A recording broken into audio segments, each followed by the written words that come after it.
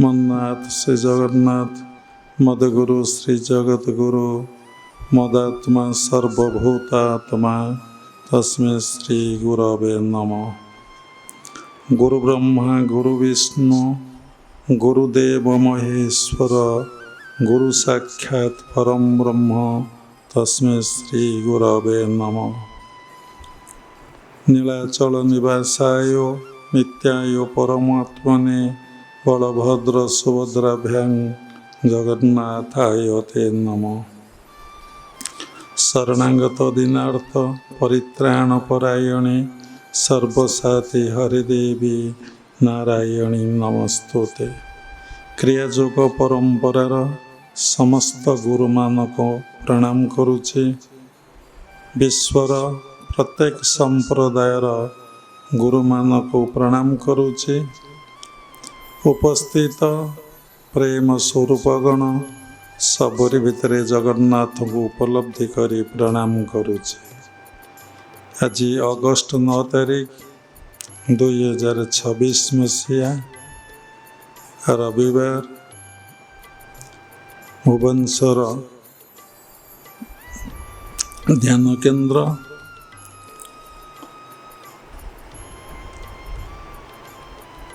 जीवन रे दुईटी दुख प्रत्येक मनीषंकर। कौन दुईटी दुख? आमे जहा भगवान को कहीकि आसीथिले केतबले कहीथिले जेतबले माँ गर्भरु आमे पदा को आसिले आमे कहीथिले जो कथा आमे सेई कथाटा को जीवन रे पालन करि पारिले नहीं। काहेकि पालन करि पारिले नहीं? मनरे प्रश्न। सब कथारे हवाई लगेवा कथा काहेकि प्राय पूर्वरु पालन करि नथिले बोली जन्म हैला परे सेई स्मृति बा सेई चेतना मो भितरे जागृत हैला नहीं। जो संस्कार नहीं के आसी जो वृत्ति नहीं के आसी से गुड़िक मो भितर जेते धीरे धीरे बयस बढ़िला से गुड़िक धीरे धीरे जागृत हैला। जार ईश्वर प्रति पिलादिनरु श्रद्धा विश्वास भक्ति आसिला निश्चिंत भाव से संस्कार नहीं आसीथबारु तार से आध्यात्मिक चेतना स्पिरिचुअल कॉन्शियसनेस रे छोट पिलाटे हेले मध्य से रहिला। दुईटी दुख कौन? गोटे दुख होची भगवान को पाइबा पाई मु साधना कली नहीं ये जन्म रे। आउ गोटे दुख होची कौन ना मु ये जीवन रे सबु जिनस लाभ करने इच्छा प्रकाश कले पाठ पढ़ी चाकरी करी अर्थ उपार्जन करी विवाह करी घर द्वार करी पिला छुआंकर जत्न नेबी से पाठ पढ़ाइबी मनीष करी यही सब भावना रहिला। किंतु दुखटा कौन ना मु भगवान को दर्शन करि पारिली नहीं कि अनुभव करि पारली नहीं।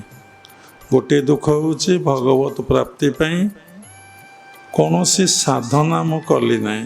ना कर्मयोग ना ज्ञान योग ना भक्ति योग ना प्रेम तत्वर अधिकारी मु हो पारली नहीं।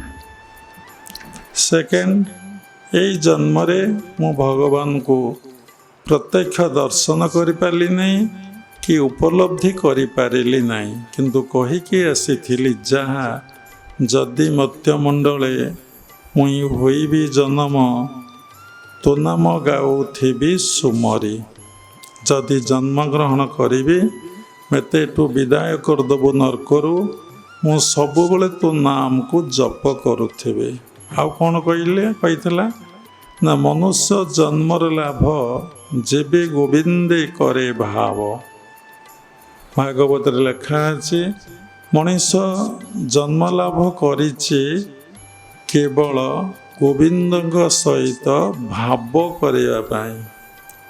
ଏଠି ଅଲଗା କଥା କିଛି କହିନାହାନ୍ତି, ପୂଜାପାଠ କଥା କହିନାହାନ୍ତି, ଧ୍ୟାନ କଥା କହିନାହାନ୍ତି, ଜପ କଥା କହିନାହାନ୍ତି। ଏଠି କହିଛନ୍ତି କ'ଣ ନା କେବଳ ଭାବ କରିବା ପାଇଁ।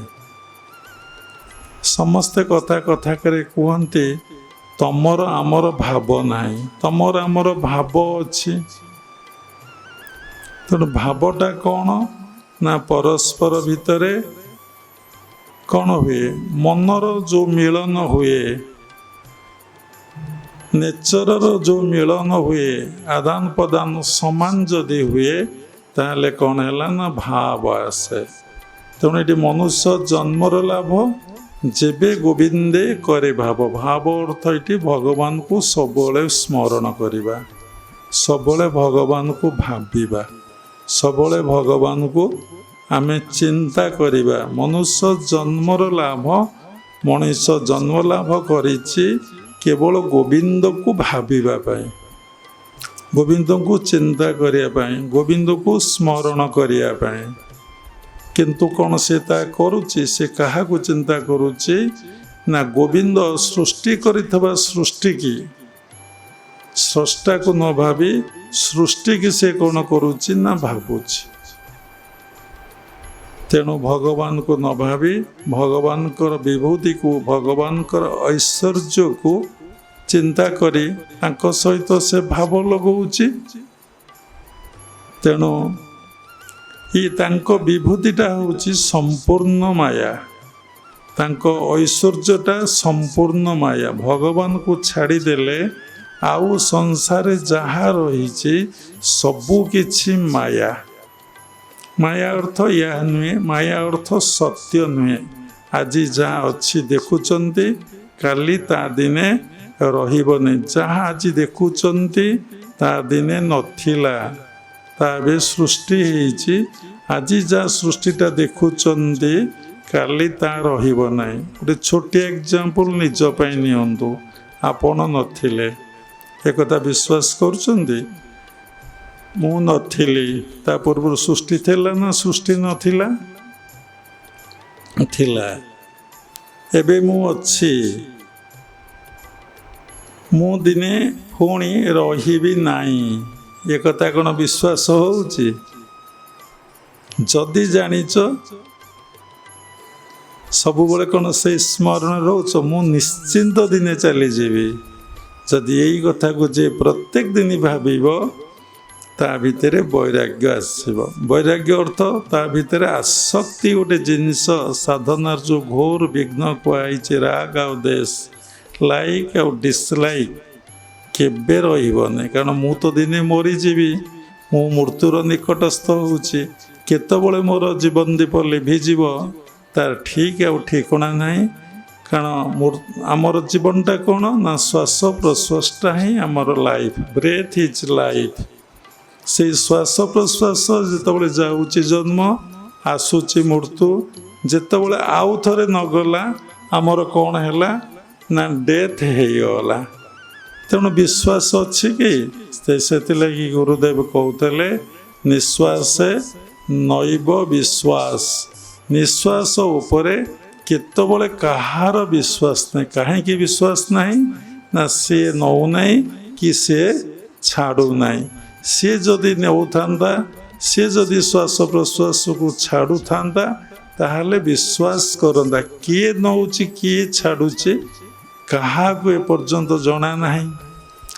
ଗୋଟେ କେଉଁ ଜିନିଷ ଏ ସୃଷ୍ଟିରେ ମନକୁ ଚାଲୁଛି, ମନକୁ କ୍ରିୟା କରୁଛି, ତାକୁ କିଏ ଗୋଟେ ଚଲେଇଛି ନା। ଆଉ ମା ଗର୍ଭରେ ଏ ଚମଡ଼ା ତଳେ, ହାଡ଼ ତଳେ କେତେ ସୂକ୍ଷ୍ମ ଜିନିଷ ସବୁ ସେଟିଂ କରି କିଏ ରଖି ତାକୁ ସୁଇଚଟେ ମାରିଦେଇଛି। କିଏ କରିଛି? ଶାସ୍ତ୍ରରେ ଲେଖା ଅଛି, ଯେଉଁ ବିନ୍ଧାଣି ତୋତେ କଲାଟି ନିର୍ମାଣ, ସେଇ ତ ଦେହେ ରହିଲା ଏହା ତୁ ଜାଣ। ଆମେ କ'ଣ ସେ କଥା ଚିନ୍ତା କରୁଛେ? ଆମର କ'ଣ ସେ ଜ୍ଞାନ ଅଛି? ଆମେ କ'ଣ ସେ ବିଷୟରେ ଅପଢ଼ା ପାଠକୁ ଆମେ କେବେ ପଢ଼ିଛେ? ନା ଗୁରୁଙ୍କର ସାନ୍ନିଧ୍ୟ ଲାଭ କରି ए विषय को आम कौन के समीक्षा करुचे मनरे बहुत चिंता आसे जना पड़े कथाटा केते दूर सत्य मिथ्या मते जना नहीं बहुत लोक अच्छी आजिकल पिला भी अच्छी बहुत प्राचीन संस्कृति परंपरा को भारी भल पाते से माने केबे ये जो मॉडर्न सिविलाइजेशन जो आधुनिक अत्याधुनिक जुग को जम्मा केतबले पसंद करती नहीं कि भल पाती नहीं जना पड़े एमान सब ओल्ड सोल माने माने को सत्य जुगरू ये सब काम से माने करके आसीचंती ये बॉडी भितर से सोलटा ही प्रवेश करके काम करुच्ची गीता पढ़ुचन छोट पिला भागवत पढ़ुंट आमिष खाऊना चंदन लगौंट साधारण पोशाक पिंधुंट माने जमा पसंद करूना वर्तमान जो सभ्यता चाली चलन आचार विचार किसी की पसंद करूना जने शिक्षित बहुत उच्च शिक्षित युवक को पचरागला तुमर परिचय कौन से जने स्पिरिचुअल माइंडेड से कहले मोर परिचय ये किसी ना मु जो परिचयटा देवी से ठीक परिचय मु तो नथिली मु तो रही नहीं मु तो एबे अच्छी यही मुहूर्त भी चली जाई पारे तर मोर परिचय कौन किछि मोर परिचय नहीं तुम्हें जो परिचय पचारुच देखुच गोटे मनीषटे तुम्हें गोटे मनुष्य आ गोटे कौन परिचय आम गोटे जाति मानव जाति तेणु आम समस्ते से परम पिता परम ब्रह्मंकर आम दास बा सेवक आमको से पठे सृष्टि की कौन करने ना सेवा करने आम समस्ते ये दास तांकर आमे तांकर सेवक आमे ये सेवा करिया को आसे आमे ये काम करिया कहीं आसीना यहीटा ही आमर परिचय कारण सी थे आमे आसीचे तांको सेवक हिसाब से सेवा करवा चली आमर अस्तित्व ये किसी ना आधुनिक पिला पाठ पढ़ी पुणी हाई क्वालिफाइड विदेश जाऊँच फरेन रे अनेक कंट्री स्पीच दौरान से रियली कहले मोर परिचय के पचारतु ना समस्ते से परमात्मा परम ब्रह्म को जानतु चिन्हतु उपलब्धि करतु तांकर परिचय समस्ते पातु तम परिचय को तुम समस्ते कौन कर ना धीरे धीरे भूली जाओ आ तुम परिचयटा जिते जान तुम भितर सेते अहंकार आते अज्ञानता सेते माया तुमको ग्रास कर तुम संपूर्ण भाव कौन हो पागल हो कौन तेणु कथा कहबार आज उद्देश्य आम कौन पाई कि योग अभ्यास करुचे योग अभ्यास कले कौनटा आम भितर भाव सृष्टि हम तेणु योग अभ्यास कले जितेबाला आम सहित मिलन हो तांको सहित मिसी जीवा मर्ज करी जीवा एकत्रीकरण हो जोग अर्थ युक्त हवा मिसवा टू जॉइन टू आड तेणु जितेबाला आम मिसी जीवा तांको सहित आम अलग निजक भावुचे सेतेबेले कौन हम आम भितर किए लक्षण देखादेव सेटा आग समीक्षा करवा आम भितर गोटे समान भाव आसब कौन समान भाव ना मो भितर जो आत्मा सबुरी भितर से आत्मा जो यही भावटा तुम भितर आसला सेटा कौन ना समान भाव मो भितर जो भगवान सबुरी भितर से भगवान बा मो भितर जो ठाकुर अच्छन्ति सबुरी भितर से ही अच्छन्ति तापरे कौन हम ना योग अभ्यास कले कौन हम ना तुम सब बालांस माइंड इनबालांस माइंड केतबले तुम रही सब कौन हम ना तुम स्टेबल स्थिर ही तुम भितर अस्थिर भाव केतबले आसबनी कौन सी क्रिया प्रतिक्रिया रे कौन सी घटना रे तुम क्रिया प्रतिक्रिया किछि कौन हम ନା ପ୍ରକାଶ ପାଇବ ନାହିଁ। ସେ ଘଟଣା ଘଟିବା ପୂର୍ବରୁ ଯେମିତି ଥିଲ, ଘଟଣା ଘଟିବା ପରେ ତୁମେ ସେମିତି ରହିବ। ଏବଂ ଆଉ କ'ଣ ହେବ ନା ସବୁବେଳେ ତୁମେ ଆନନ୍ଦଟା ଅନୁଭବ କରିବ। ପ୍ରତ୍ୟେକ ସିଚୁଏସନରେ ଆପଣ ବାହାରକୁ ଯାଆନ୍ତୁ, ପ୍ରତ୍ୟେକ ସିଚୁଏସନରେ ତୁମେ କ'ଣ କରିବ ନା ଆନନ୍ଦ ଅନୁଭବ କରିବ। ପ୍ରତ୍ୟେକ ସିଚୁଏସନରେ ଆଉ କ'ଣ ହେବ ନା ତୁମେ ସମସ୍ତଙ୍କୁ ନିଷ୍କାମ ବା ଆତ୍ମବୋଧରେ ଭଲ ପାଇ ବସିବ। ସମସ୍ତଙ୍କୁ ଆତ୍ମବୋଧରେ ଭଲ ପାଇ ବସିବ।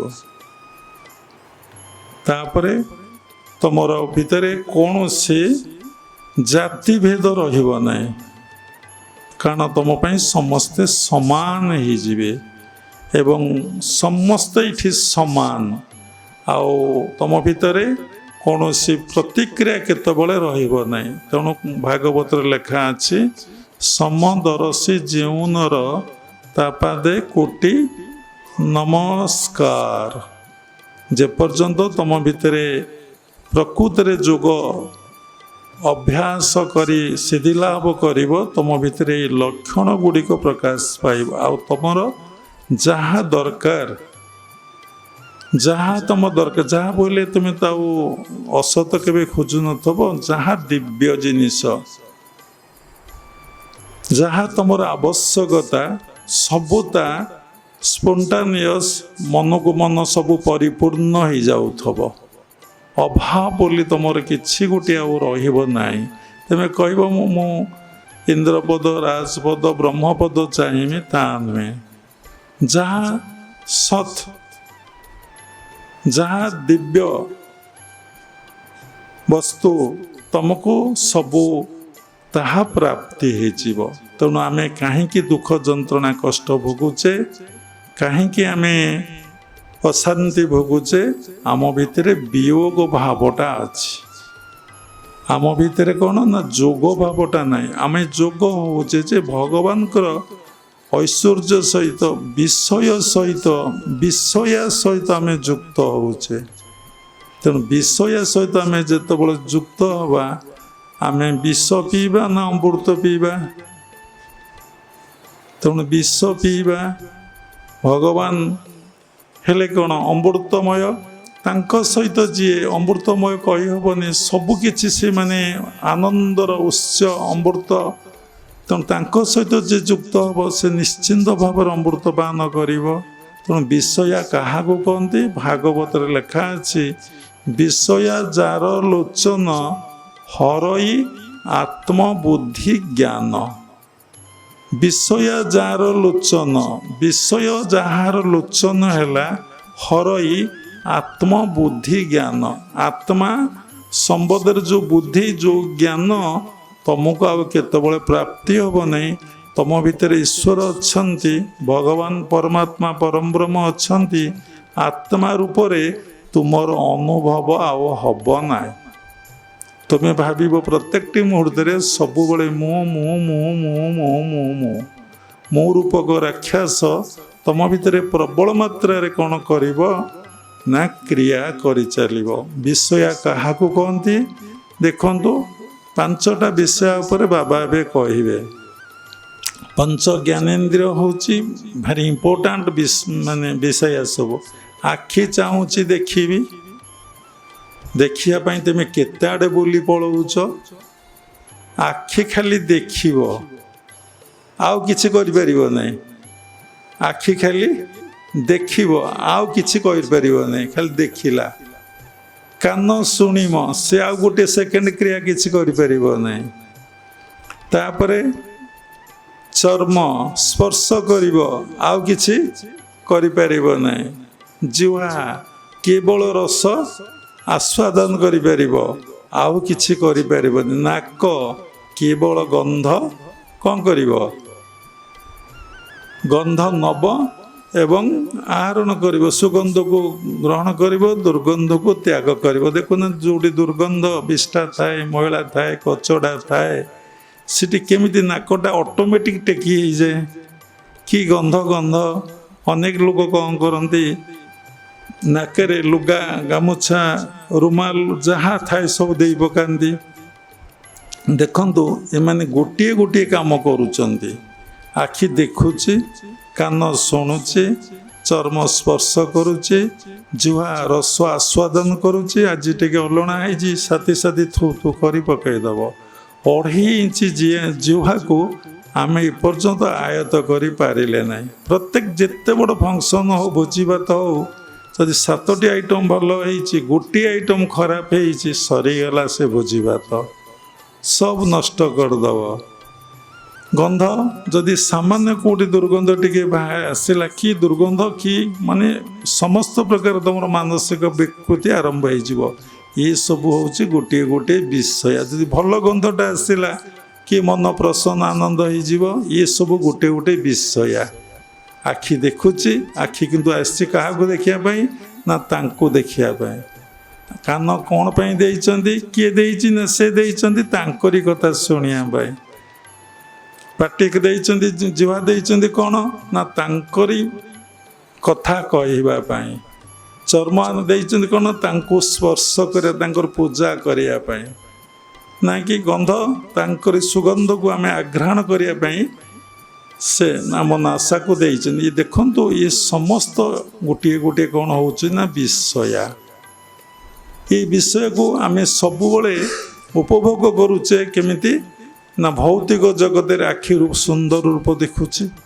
जदि गोटे खराब रूप देखिला कि प्रकार मन विकृत होगा। गोटे गोरा लोक देखिला, गोटे कला लोक देखिला, साथी साथी ता भितर भाइब्रेसन है। ये गोरा ये कला, कला प्रति तार आकर्षण रहा नहीं, गोरा प्रति तार आकर्षण रहा। एटा समस्ते प्रत्येक मुहूर्त कहुई जार अविद्या चली जाइथब तारे कला प्रति किछि नहीं, गोरा प्रति किछि नहीं। अच्छा जेतबले श्रीमंदिर जाऊच, श्रीमंदिर तो बलभद्र पूरा गोरा, जगन्नाथ तो पूरा कला। बलभद्र प्रति कहीं एत आट्राक्शन व आकर्षण न रही समस्ते जगन्नाथ रथ पाखे, जगन्नाथ पाखे एवं मंदिर भितर से जगार कला मुह को कहीं चाहूँगी। गोटे प्रश्न, कहीं चाहूँगी? गोराटा को कहीं देखुना हलदिया सुभद्रा माँ आ जगन्नाथ कला, कला को कहीं देखुंत? कारण देखंतु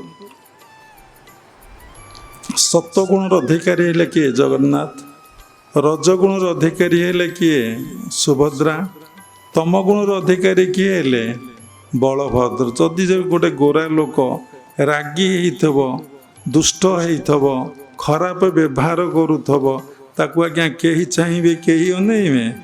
जदि कला लोकटीए महत्व गुणर अधिकारी होइथबो, समस्त को भल पाउथब, समस्त को श्रद्धा करुथब, समस्त को देखिले प्रसन्न होउथब, समस्त को सेवारे से थब एवं सार कथा कहले से समस्त को आनंद प्रदान करुथब। ताको देखिले लोक केते खुशी केते आनंद हेबे कहले। ता पाखरे रूपटा देखा जीव कि किए कहते मु बलभद्र को देखी एते खुशी आनंद हेले, मो जगा को देखी आओ कालिया ठाकुर को देखी मते बहुत आनंद लगिला। मो जगन्नाथ को दर्शन करके आसिलु। आम कौन शिखिले ना ये रूप भितर किछि नाही, गुण रे ही सब किछि अछि। कथा कहले अनेक कथा, आज गोटे कथा कहबार उद्देश्य अच्छी। आम योगाभ्यास करुचे कौन पाई कि ना निज भितरे आत्मसत्ता को उपलब्धि करने एवं सर्वभूतरे आत्मसत्ता को आम किपरि भाव में उपलब्धि करिपारिबा, दर्शन करिपारिबा, दर्शन करिबा एवं उपलब्धि करिपारिबा। निज भितरे आत्मा बा भगवान सबुरी भितरे जड़ ठारू चेतन पर्यंत प्रत्येक वस्तु भितरे भगवान केमिति विद्यमान करिसंती आमे याकू उपलब्धि अनुभव किपरि भाव में आमे करिपारिबा। कले कौन मिलिबो पुणी भाई ना कले आपन को शांति लागिबो, आनंद लागिबो, बैलेंस माइंड ରହିବ, ଆପଣ ଭିତରେ ସ୍ଥିରତା ଆସିବ, ଆପଣ ଭଗବାନଙ୍କ ମାୟାରେ ଆଉ ଜମା ଆଦୌ ପଡ଼ିବେ ନାହିଁ। କାରଣ ମାୟା ଯନ୍ତ୍ରିତ ସର୍ବଜନ ବ୍ରହ୍ମାଦି 14 ଭୁବନ। ବହୁତ ଲୋକ ଭାବନ୍ତି ବିବାହଟା ମାୟା, ନିଶ୍ଚିନ୍ତ ମାୟା। ଟଙ୍କା ରୋଜଗାର କରିବାଟା ମାୟା, ନିଶ୍ଚିନ୍ତ ମାୟା। ଏ ଦୁଇଟା ହେଉଛି ବଡ଼ ମାୟା, କାମିନୀ ଆଉ କାଞ୍ଚନ। ଏ ଘୋର ମାୟା। ଏ ମାୟା ଦୁଇଟାକୁ ଯିଏ ଛାଡ଼ିଦିଏ, ବିବେକାନନ୍ଦ କହିଲେ ଯାହା ଭିତରେ ଆଦୌ କାମିନୀର ଗନ୍ଧ ନାହିଁ, କାଞ୍ଚନର ଗନ୍ଧ ନାହିଁ, ଯିଏ ଧରାପୃଷ୍ଠରେ ଛାଡ଼ି ଦେଇପାରିଛି ସେ ନର ନୁହେଁ ନାରାୟଣ।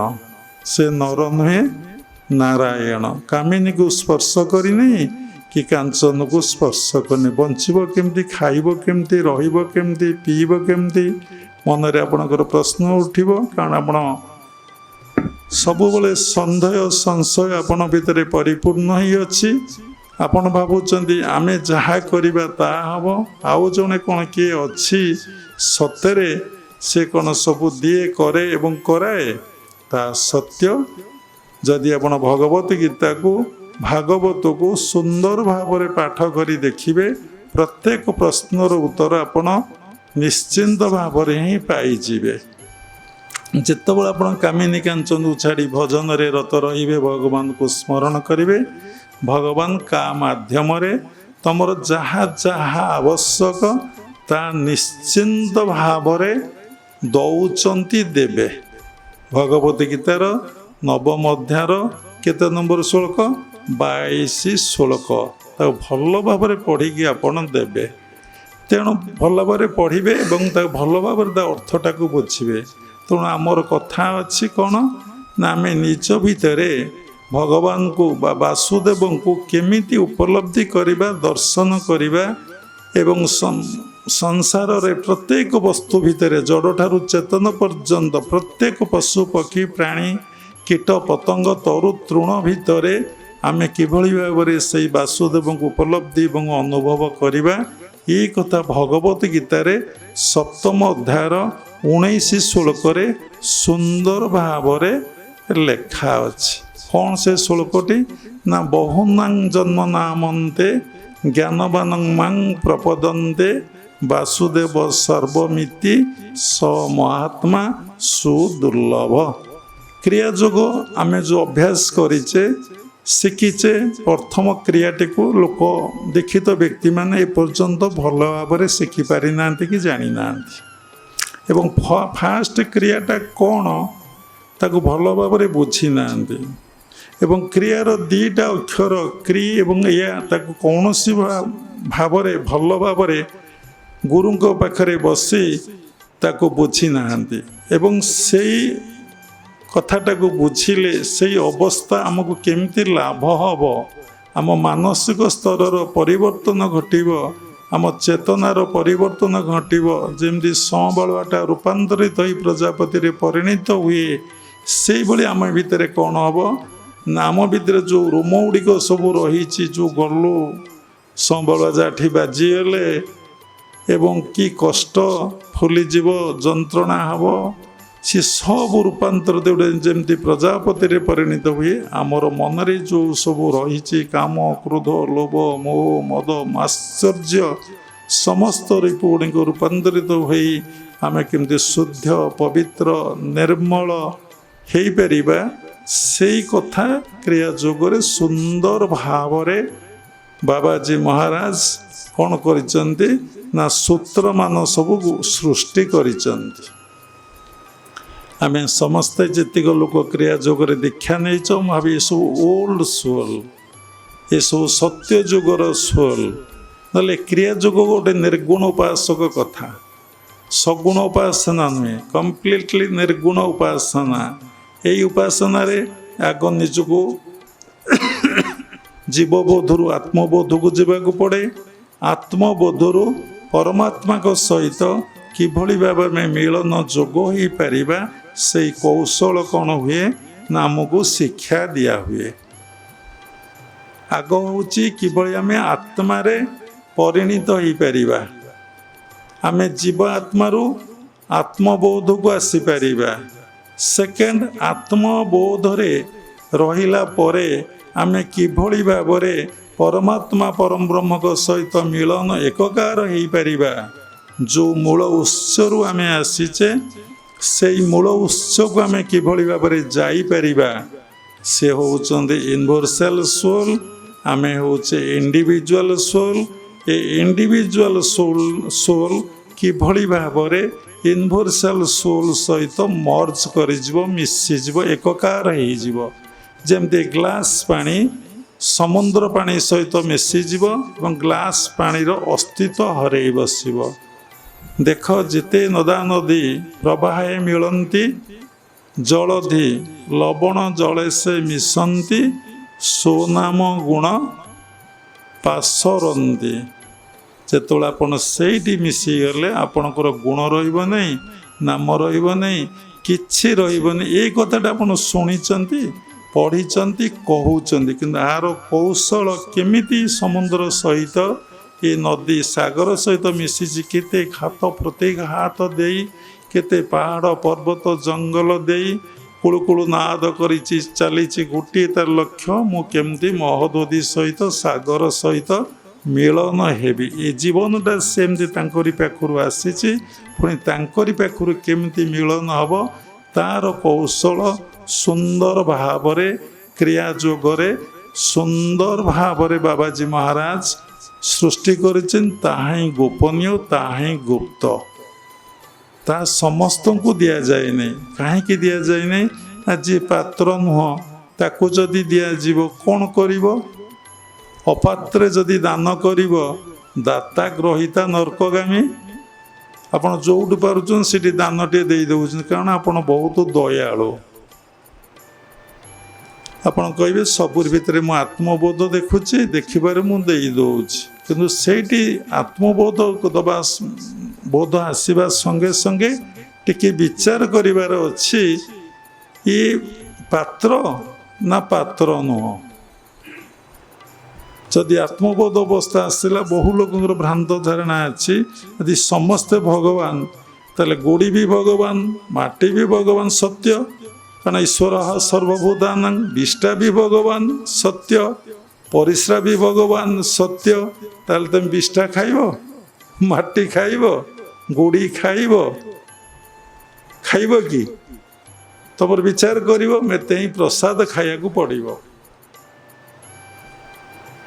सेठी गोटे प्रश्न उठे, जार डीपली से बोध आस्तव से सबुटा खाईदेले चलो, जोटा छुईदेले भगवान ताकू कौन करेंगे अमृतर परिणत करदे।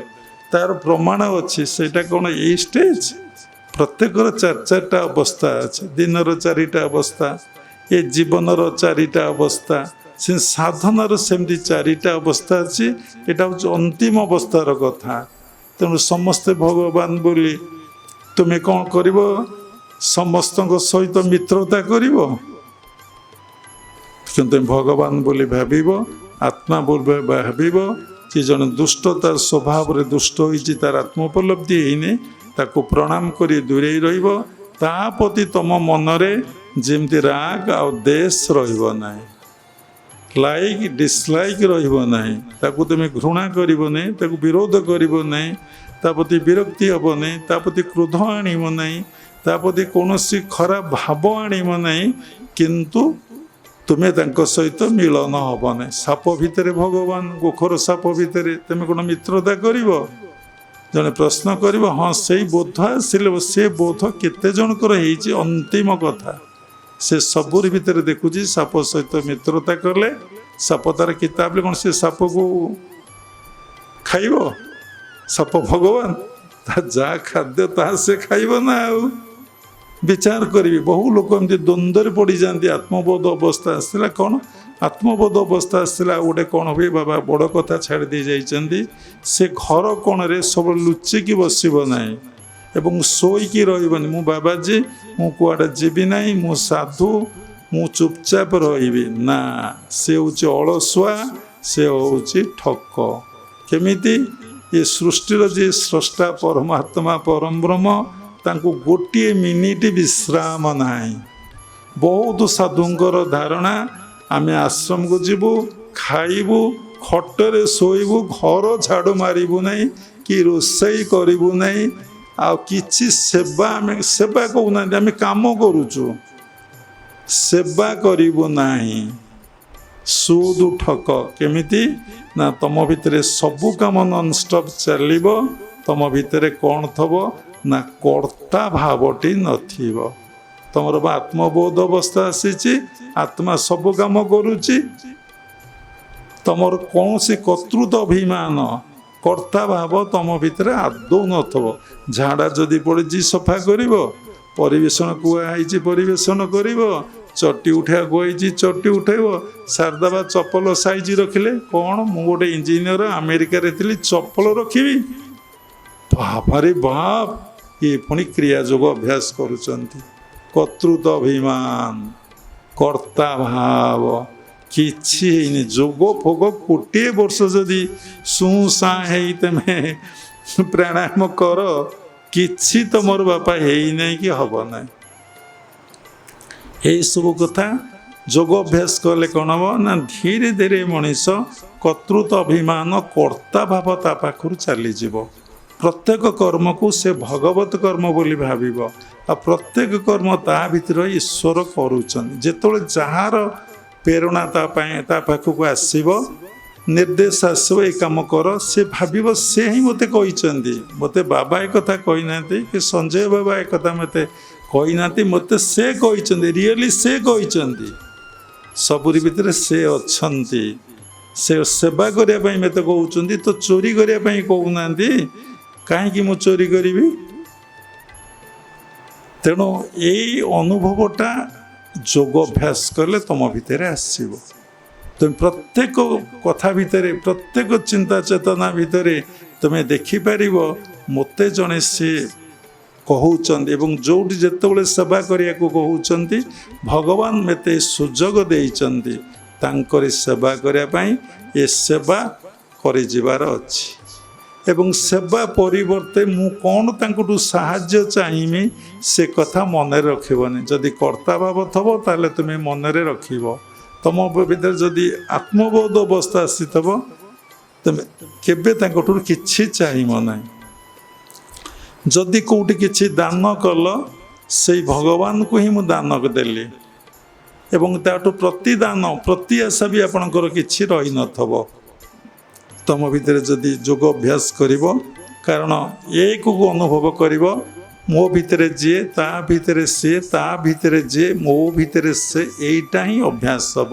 ସେଥିଲାଗି ସପ୍ତମ ଅଧ୍ୟାୟର 19 ଶ୍ଲୋକରେ ଭଗବାନ କହିଲେ ବହୁ ନାଂ ଜନ୍ମ ନାମନ୍ତେ ଜ୍ଞାନମାନଂ ମାଂ ପ୍ରପଦନ୍ତେ ବାସୁଦେବ ସର୍ବମିତି ସ ମହାତ୍ମା ସୁଦୁର୍ଲଭ।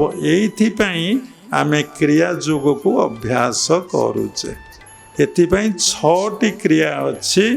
ତେଣୁ ଗୋଟିଏ କ୍ରିୟା ସମ୍ପନ୍ନ ହେଲେ ଫାଷ୍ଟ କ୍ରିୟା ଲୋକ ଭିତରେ ଶୁଭେଚ୍ଛା ସମାଧି ହୁଏ। 6ଟା କ୍ରିୟାରେ 6ଟା ସମାଧି ହୁଏ। ଶୁଭେଚ୍ଛା ସମାଧି, ଶୁଭ ଇଚ୍ଛା ମାନେ ଗୁଡ୍ ଡିଜାୟାର, ତାକୁ ଇଂଲିଶରେ କହିଲେ ଆଉ କ'ଣ ଭଲ ହେବ? ଗୁଡ୍ ପରେ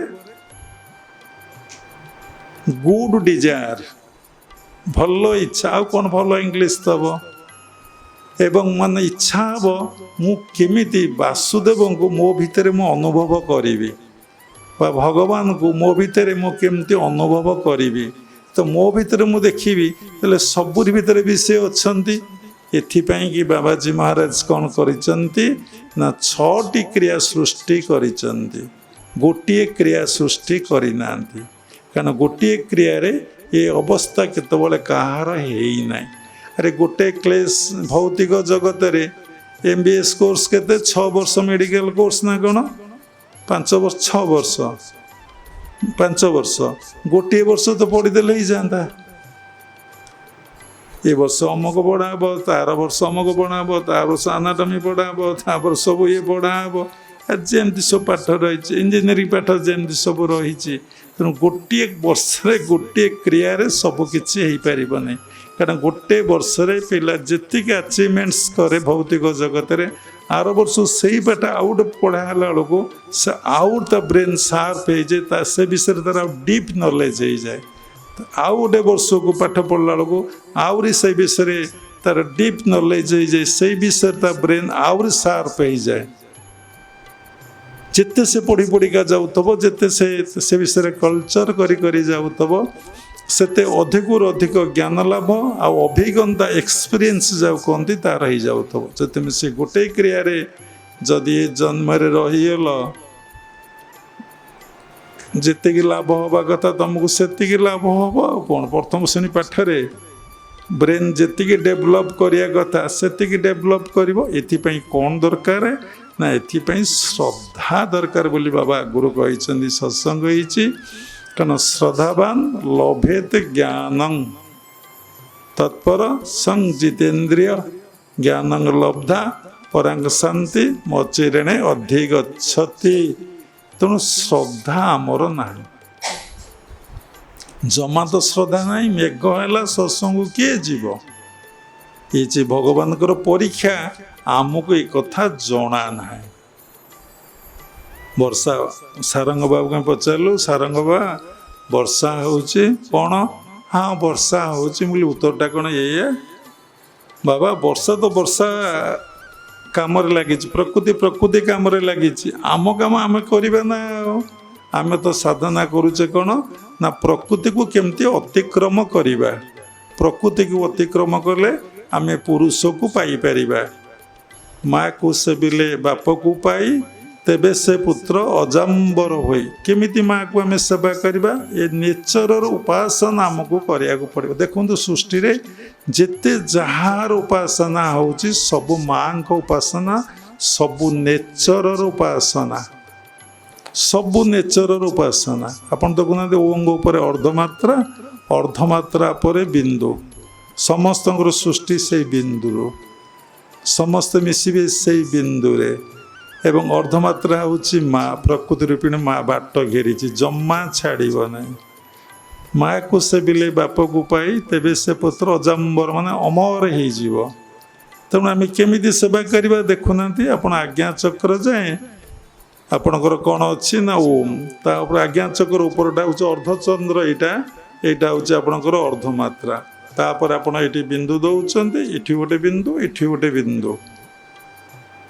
ତେଣୁ ଆମେ ଯଦି ପ୍ରକୃତିର ଉପାସନା କରିବା ତାହେଲେ ଆମେ ପରମ ପୁରୁଷକୁ ପାଇବା। କେମିତି ପ୍ରକୃତିର ଉପାସନା ଅର୍ଥ ଆମେ ପ୍ରକୃତିକୁ କେମିତି ଆମେ ଜୟ କରିବା, ପ୍ରକୃତିକୁ ଆମେ କେମିତି ଅତିକ୍ରମ କରିଯିବା, ଆମେ ପ୍ରକୃତି ବୋଧରେ କେମିତି ରହିବା ନାହିଁ, ଆତ୍ମବୋଧରେ ରହିବା। ସେଥିଲାଗି କ୍ରିୟା ଯୋଗ ପରମ୍ପରାରେ 6ଟି କ୍ରିୟା ସୃଷ୍ଟି କରାଯାଇଛି। ଫାଷ୍ଟ କ୍ରିୟାରେ ଯଦି ଲୋକର ଶୁଭେଚ୍ଛା ନ ଆସିଲା, ଭଗବତ ପ୍ରାପ୍ତି ପାଇଁ ତାର ଡିଜାୟାର ନ ଆସିଲା, କାମନା ନ ଆସିଲା, ସଦିଚ୍ଛା ବା ସତ ଇଚ୍ଛା ନ ଆସିଲା, ବାପା ସେଇଥିରେ ରହିଗଲା ଆଉ କ'ଣ। ଏବଂ କେତେବେଳେ ବେଳ ପଡ଼ିଲେ ତାକୁ ବି ଛାଡ଼ିଦେବ, ତାକୁ ବି ଆଉ ଅଭ୍ୟାସ କରିବନି। ଆଉ କ'ଣ କେହି ତୁମେମାନେ ଆଗକୁ ଯାଉଛ? ଆମେ ଯେତେବେଳେ ଗୋଟିଏ କ୍ରିୟା ନେଇକି ଅଭ୍ୟାସ କଲୁ, ଖାଲି 3 ବର୍ଷ ପରେ ଏତେ ପୁଙ୍ଖାନୁପୁଙ୍ଖ ରୂପରେ ଗୁରୁମାନେ କହୁନଥିଲେ। ଗୁରୁ ଭାଇମାନଠାରୁ ଆମେ କଥା ସେବା କରିକି ଆମେ ସୁବିଦ୍ୟା ଧୀରେ ଧୀରେ ଶିଖୁଥିଲୁ। ସେବା କାର୍ପଣ୍ୟ ଭକ୍ତି ବଳେ କିବା ଅସାଧ୍ୟ ମହି ତଳେ। ସବୁ କଥା ଏବେ ଆପଣ କୁହନ୍ତୁ। ଆମେ ପଛେ 5 ଲକ୍ଷ ଟଙ୍କା ଆଶ୍ରମକୁ ଦେଇଦେବୁ, 2 ଲକ୍ଷ ଟଙ୍କା ପଛେ ଦେଇଦେବୁ, କିନ୍ତୁ ଆମେ ସେବା ଆଶ୍ରମରେ ଆମେ ଖାଇକି ଉଠି ଚାଲିଯିବୁ। ତୁମେ ଚିନ୍ତା କରିକି ମୁଁ ଖାଇକି ଉଠିବି, ମୋ ପତ୍ର କିଏ ଉଠେଇବ? ତାହେଲେ ମୋର କ'ଣ ମୁଁ ଏଠି ଚାକରଟେ ରଖିଛି କି? এইଭଳି ଇନସିଡେଣ୍ଟ ଏବେ ଆଶ୍ରମରେ ଘଟିଛି। ଆମେ ଏଇଟା ଶାରଦା ବାବୁଙ୍କୁ ଏକୁଟିଆ କହିଛୁ। ଅତି ଆଶ୍ଚର୍ଯ୍ୟ କଥା, ଶିକ୍ଷିତ ଲୋକମାନେ ଏ କଥା କହୁଛନ୍ତି ଯେଉଁଟାକି କହିବା କଥା ନୁହେଁ। ବାବା କହୁଛନ୍ତି କ'ଣ ପାଇଁ? ଆପଣଙ୍କ ଭିତରେ ସେବା ମନୋବୃତ୍ତି, ଆପଣ ଆଶ୍ରମକୁ ସେବା ଦେବାକୁ ଯାଇଛନ୍ତି ନା ସେବା ନେବାକୁ ଯାଇଛନ୍ତି? ସେବାକୁ ଓଲଟେଇ ଦେଲେ ବାସ୍ ସେ ନିଜ ଭିତରେ ଭଗବାନଙ୍କର ସେବା କରିବ। ପୁଣି ପ୍ରାକ୍ଟିକାଲ କେମିତି କରିବ ନା ସବୁରି ଭିତରେ ସେ ସମସ୍ତଙ୍କର ସେବା କଲେ ତାଙ୍କର ସେବା କଲ। ମଲା ଲୋକଙ୍କର କ'ଣ କେବେ ସେବା ହୁଏ?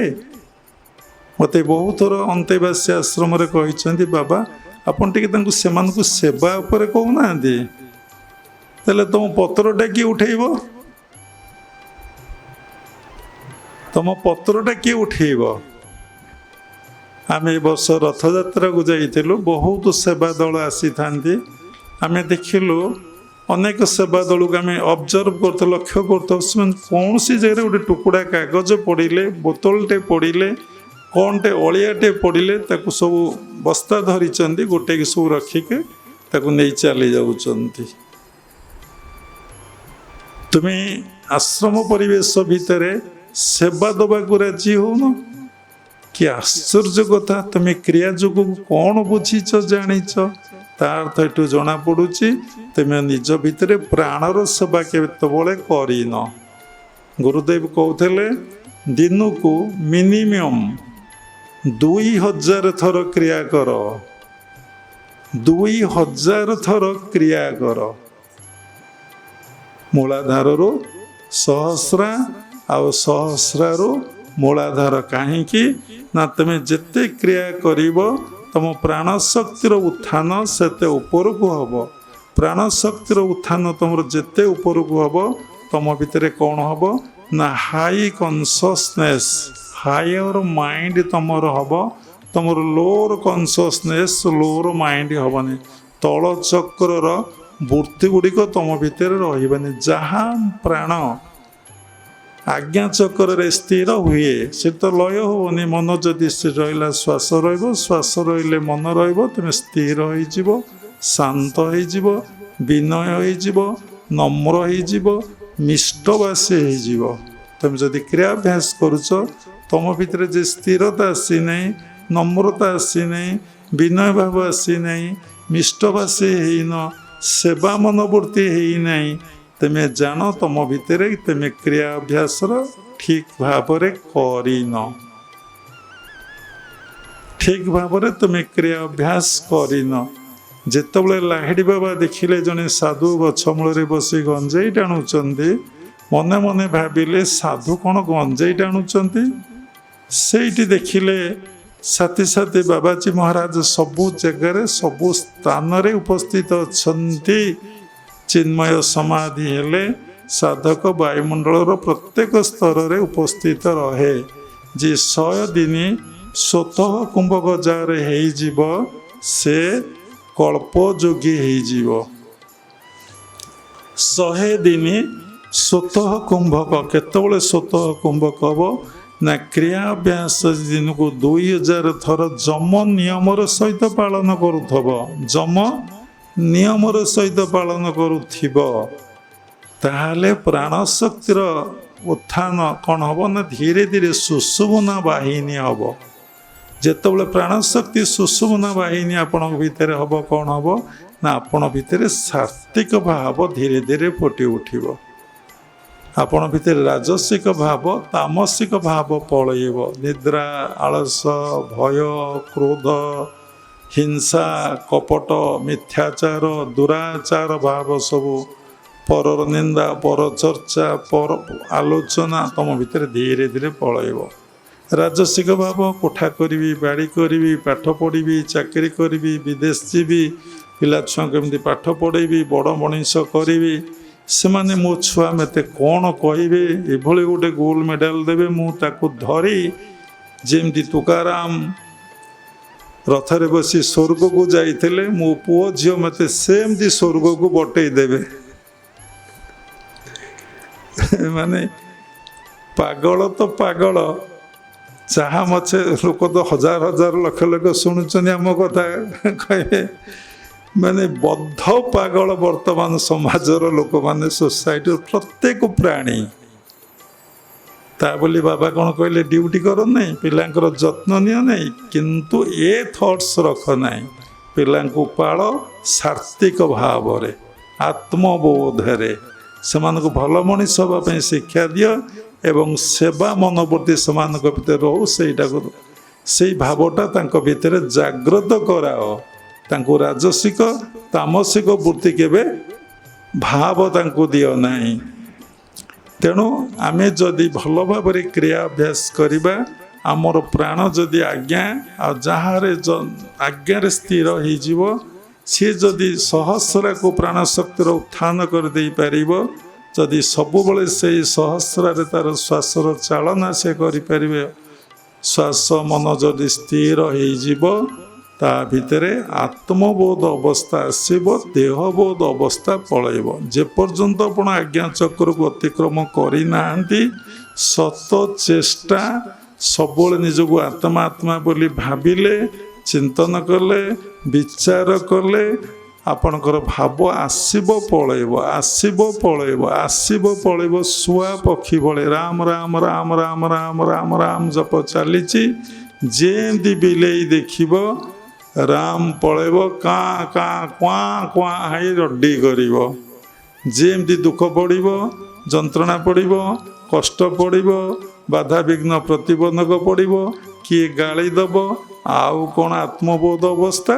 ସେ କହିଛି କି? ସେ ସଞ୍ଜୟ କହିଛି, ଶାରଦା କହିଛି, ମୋତେ ଷ୍ଟେପ୍ ନେବାକୁ ପଡ଼ିବ, ଓକିଲ ପାଖକୁ ଯିବାକୁ ପଡ଼ିବ, କେସ୍ କରିବାକୁ ପଡ଼ିବ। କୁଆଡ଼େ ତ ସେ ପଳେଇବ ଆଉ, କାରଣ ଦେହବୋଧ ଅବସ୍ଥା। ସବୁ ଗଣ୍ଡଗୋଳ ଲିଟିଗେସନ୍ ହେଉଛି ଆପଣଙ୍କର ଦେହବୋଧରୁ। ଏଇ କଥା କେହି କାହାକୁ ଭଲ ଭାବରେ ବୁଝେଇକି କହୁନାହାନ୍ତି। ସେଥିପାଇଁ ଯେତେବେଳେ ଫାଷ୍ଟ କ୍ରିୟା ଯିବ, ବାସୁଦେବ ସର୍ବମିତି କେମିତି ହେବ ସେଇ କଥା କୁହାହେଉଛି। ତା ପାଇଁ କେତେ ଏକ୍ଜାମ୍ପଲ୍ ଦିଆହେଉଛି। ବହୁ ନାଙ୍ଗ ଜନ୍ମ ନାମନ୍ତେ, ବହୁ ଜନ୍ମ ଜନ୍ମାନ୍ତର ଜନ୍ମ ହେଇ ତମେ ସାଧନା କରି କରି ଆସିଲା ପରେ ବହୁ ନାଙ୍ଗ ଜନ୍ମ ନାମତେ ଜ୍ଞାନମାନ ମାଙ୍ଗ ପ୍ରପତ୍ତି ଜ୍ଞାନୀ ହେବ। କି ଜ୍ଞାନୀ? ନା ଆତ୍ମଜ୍ଞାନୀ ହେବ। କ'ଣ ଆତ୍ମଜ୍ଞାନୀ? ନା ମୋ ଭିତରେ ଆତ୍ମା, ସବୁରି ଭିତରେ ଆତ୍ମା। ବହୁ ନାଙ୍ଗ ଜନ୍ମ ନାମନ୍ତେ। ତେଣୁ ଏଥିରୁ କ'ଣ ଜଣାପଡ଼ୁଛି? ଜନ୍ମ ହେଉଛେ ମରୁଛେ, ଜନ୍ମ ହେଉଛେ ମରୁଛେ, ଜନ୍ମ ହେଉଛେ ମରୁଛେ, ସାଧନା କରୁଛେ, ସୁସଂସ୍କାର କୁସଂସ୍କାର ଆମ ସହିତ ସବୁ ହିଁ ଯାଉଛି। କେମିତି ଜନ୍ମ ହେଉଛେ ମରୁଛେ? ନା ଭଗବତ ଗୀତାର 2ୟ ଅଧ୍ୟାୟରେ ଭଗବାନ କହିଛନ୍ତି, ଜାତ ସଇଁ ଧ୍ରୁବ ମୃତ୍ୟୁ ଧ୍ରୁବଂ ଜନ୍ମ ମୃତ୍ୟୁ ଛ। ଜନ୍ମ ହେଲେ ମୃତ୍ୟୁ ନିଶ୍ଚିନ୍ତ। ଆପଣମାନେ ଦେଖୁଛନ୍ତି, ଜନ୍ମ ହେଲେ ମୃତ୍ୟୁ ନିଶ୍ଚିନ୍ତ। ନା, ଏଇଟା ମିଛ। ମୁଁ କ'ଣ ମରିବି? ଆରେ ବାପା, ସେ କଥା କେବେ ହେଇପାରିବନି। ସତରେ କ'ଣ ଇଏ ରୂପ ମୋର ପଳେଇବ? ଇଏ ଯୌବନ ମୋର ପଳେଇବ? ଯେଉଁ ସୁନା ହର ଗୋବିନ୍ଦ ପୋତିକି ଘରେ ରଖିଛି ତାକୁ କ'ଣ ବାହାର କରି କାହାକୁ ଦେଇଦେବ? ଇରେ ବାପା, ହେଇ ତ ପାରିବ ନାହିଁ। ସମସ୍ତେ କହନ୍ତି ମୁଁ ମଲା ପରେ ଯାହା କରିବୁ। ସତରେ ତୁ କ'ଣ ମରିବୁ ବୋଲି କେବେ ବିଶ୍ୱାସ କରିଛୁ? ନା। ସେଥିଲାଗି ଗୁରୁଦେବ ଆମକୁ କହୁଥିଲେ ତୀର୍ଥ କରି ଯାଅ ନାହିଁ। ନା କେଉଁଠିକି ଯାଅ? ନା ଇଏ ବିଷୟା ଝାର ଲୋଚନ ହରଇ ଆତ୍ମବୁଦ୍ଧି ଜ୍ଞାନ। ପୁଣି କ'ଣ କହିଲେ? ଆଉ ଗୋଟେ ପଦ କହିନି, ବିଷୟ ରସେ ରସୁଥିବୁ ମନର ସୂତ୍ରକୁ ନ ଛାଡ଼ିବୁ। ସବୁ ବିଷୟ ଭିତରେ ବୁଲୁଥିବୁ, ସବୁରି ଭିତରେ ତାକୁ ଦେଖୁଥିବୁ। କାହାକୁ? ଯିଏ ନଚାଉଛି, ନାଚୁଛି, ନାଚ ଦେଖୁଛି। ଜଣେ ହିଁ କର୍ତ୍ତା। ଯେମିତି ବେଲାଳ ସେନ ଦେଖିଥିଲା, ସେମିତି ତୁ ଦେଖିବୁ ଜଣେ ହିଁ ସବୁ କରୁଛି, କରାଉଛି ସବୁ କିଛି। ତେଣୁ ବହୁ ନାଙ୍ଗ ଜନ୍ମ ନାମନ୍ତେ, ବହୁ ଜନ୍ମର ସଂସ୍କାର। ଆପଣ ଏବେ ଜନ୍ମ ହେଇନାହାନ୍ତି, ବହୁ କୋଟି କୋଟି ଥର ଜନ୍ମ ହେଲେଣି, କୋଟି କୋଟି ଥର ମୃତ୍ୟୁ ହେଲାଣି। ସେଇଭଳି ସାଧନା ନାହିଁ ବୋଲି, ଆତ୍ମଜ୍ଞାନ ପାଇଁ ସାଧନା ନାହିଁ ବୋଲି ଆପଣ ଜ୍ଞାନୀ ହେଇକି ଜନ୍ମ ହେଇନି। କିଏ ଜ୍ଞାନୀ? ନା ଆତ୍ମଜ୍ଞାନୀ। କ'ଣ? ନା ମୋ ଭିତରେ ଆତ୍ମା ଅଛି ବୋଲି ଏଇ କନସିୟସନେସ୍ ଆମ ଭିତରେ ଏପର୍ଯ୍ୟନ୍ତ ଦୃଢ଼ ହେଲାନି। ହେଇଛି କହିଲେ କାହାର ହେଇଛି? ମୁଁ ସେଇ ଆତ୍ମା, ମୋ ଦେହ ନୁହେଁ, ମୁଁ ଏ ଶରୀରରେ ବାସ କରି। ଯେମିତି ଆମେ ଏ ଘର ଭିତରେ ଅଛେ, ଆମେ ଏ ଘର ଭିତରେ ଅଛେ। ଆମେ କ'ଣ ଘର? ଆମେ କ'ଣ କେବେ ଘର? ଆମେ ଗାଡ଼ିରେ ବଇଛେ, ଆମେ କ'ଣ ଗାଡ଼ି? ଆମେ ଗୋଟେ ଯନ୍ତ୍ରଟାକୁ ଚଲାଉଛେ। ଆମେ ଘରରେ ଆଶ୍ରୟ ନେଇଛେ, ଘର ଭାଙ୍ଗିଗଲେ ପୁଣି ଦୋସରା ଘରକୁ ଯିବା। ଆମେ ସାର୍ଟଟା ପିନ୍ଧିଛେ, ଏଇଟା କ'ଣ ଆମେ ସାର୍ଟ? ଆମେ ସାର୍ଟଟାକୁ ପିନ୍ଧିଛେ। ସେମିତି ଦେହ ଭିତରେ ଆମେ ଅଛେ। ଏ କନସିୟସନେସ୍ରେ କିଏ ଦୃଢ଼ ହେଇଛି? କିଏ ଅଛି? ନା ଆତ୍ମା ଅଛି। ବାବା ପୂର୍ବରୁ କହିଲେ, ସକଳ ଦେହେ ନାରାୟଣ ବସନ୍ତି ଅନାଦି କାରଣ, ସକଳ ଭୂତେ ବାସ ମୋର, ମୋ ଆତ୍ମା ଜଗତ ଈଶ୍ୱର, ସକଳ ଜୀବେ ନର ହରି, ବସଇ ଆତ୍ମା ରୂପ ଧରି, ଈଶ୍ୱର ସର୍ବଭୂତାନାଂ ହୃଦୟସୁ ଅର୍ଜୁନ ତିଷ୍ଠନ୍ତି ଭ୍ରାମୟନ ସର୍ବଭୂତାନି। ସମସ୍ତେ ଭ୍ରମରେ ପଡ଼ିଯାଇଛନ୍ତି। ଯନ୍ତ୍ରାରୂଢ଼ାନି ମାୟା ସମସ୍ତେ ମାୟାରେ ପଡ଼ି ଈଶ୍ୱର ଖୋଜୁଛନ୍ତି। ଆମ ଭିତରେ ଧାରଣା ହେଲା ଜଣେ ସାଧୁ ଆମ ପାଖରେ 24 ବର୍ଷ ଥିଲେ, ତାପରେ ଲୁଚିକି ପଳେଇଲେ। ଆମେ ବସି ଭାବିଲୁ ସତରେ କୌଣସି ଈଶ୍ୱରକୁ ଖୋଜୁଥିଲା।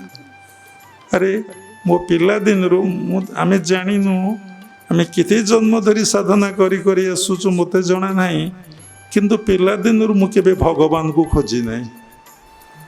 ଆପଣମାନେ ଭାବୁଥିବେ ବାବା କ'ଣ ସତରେ ଭଗବାନଙ୍କୁ ଖୋଜି ନାହିଁ? ମୁଁ କେବେ ଭଗବାନ ଖୋଜି ନାହିଁ କି ଭଗବାନ ଦର୍ଶନ ପାଇଁ ମୋ ଭିତରେ ଆଦୌ ବ୍ୟାକୁଳତା ନଥାଏ। ମୋ ଭିତରେ ସବୁବେଳେ ଗୋଟିଏ ଚିନ୍ତା ହୁଏ, ମୋ ମନରୁ ସମସ୍ତ ନକାରାତ୍ମକ ଚିନ୍ତା ଗୁଡ଼ାକ କେମିତି ଯିବ।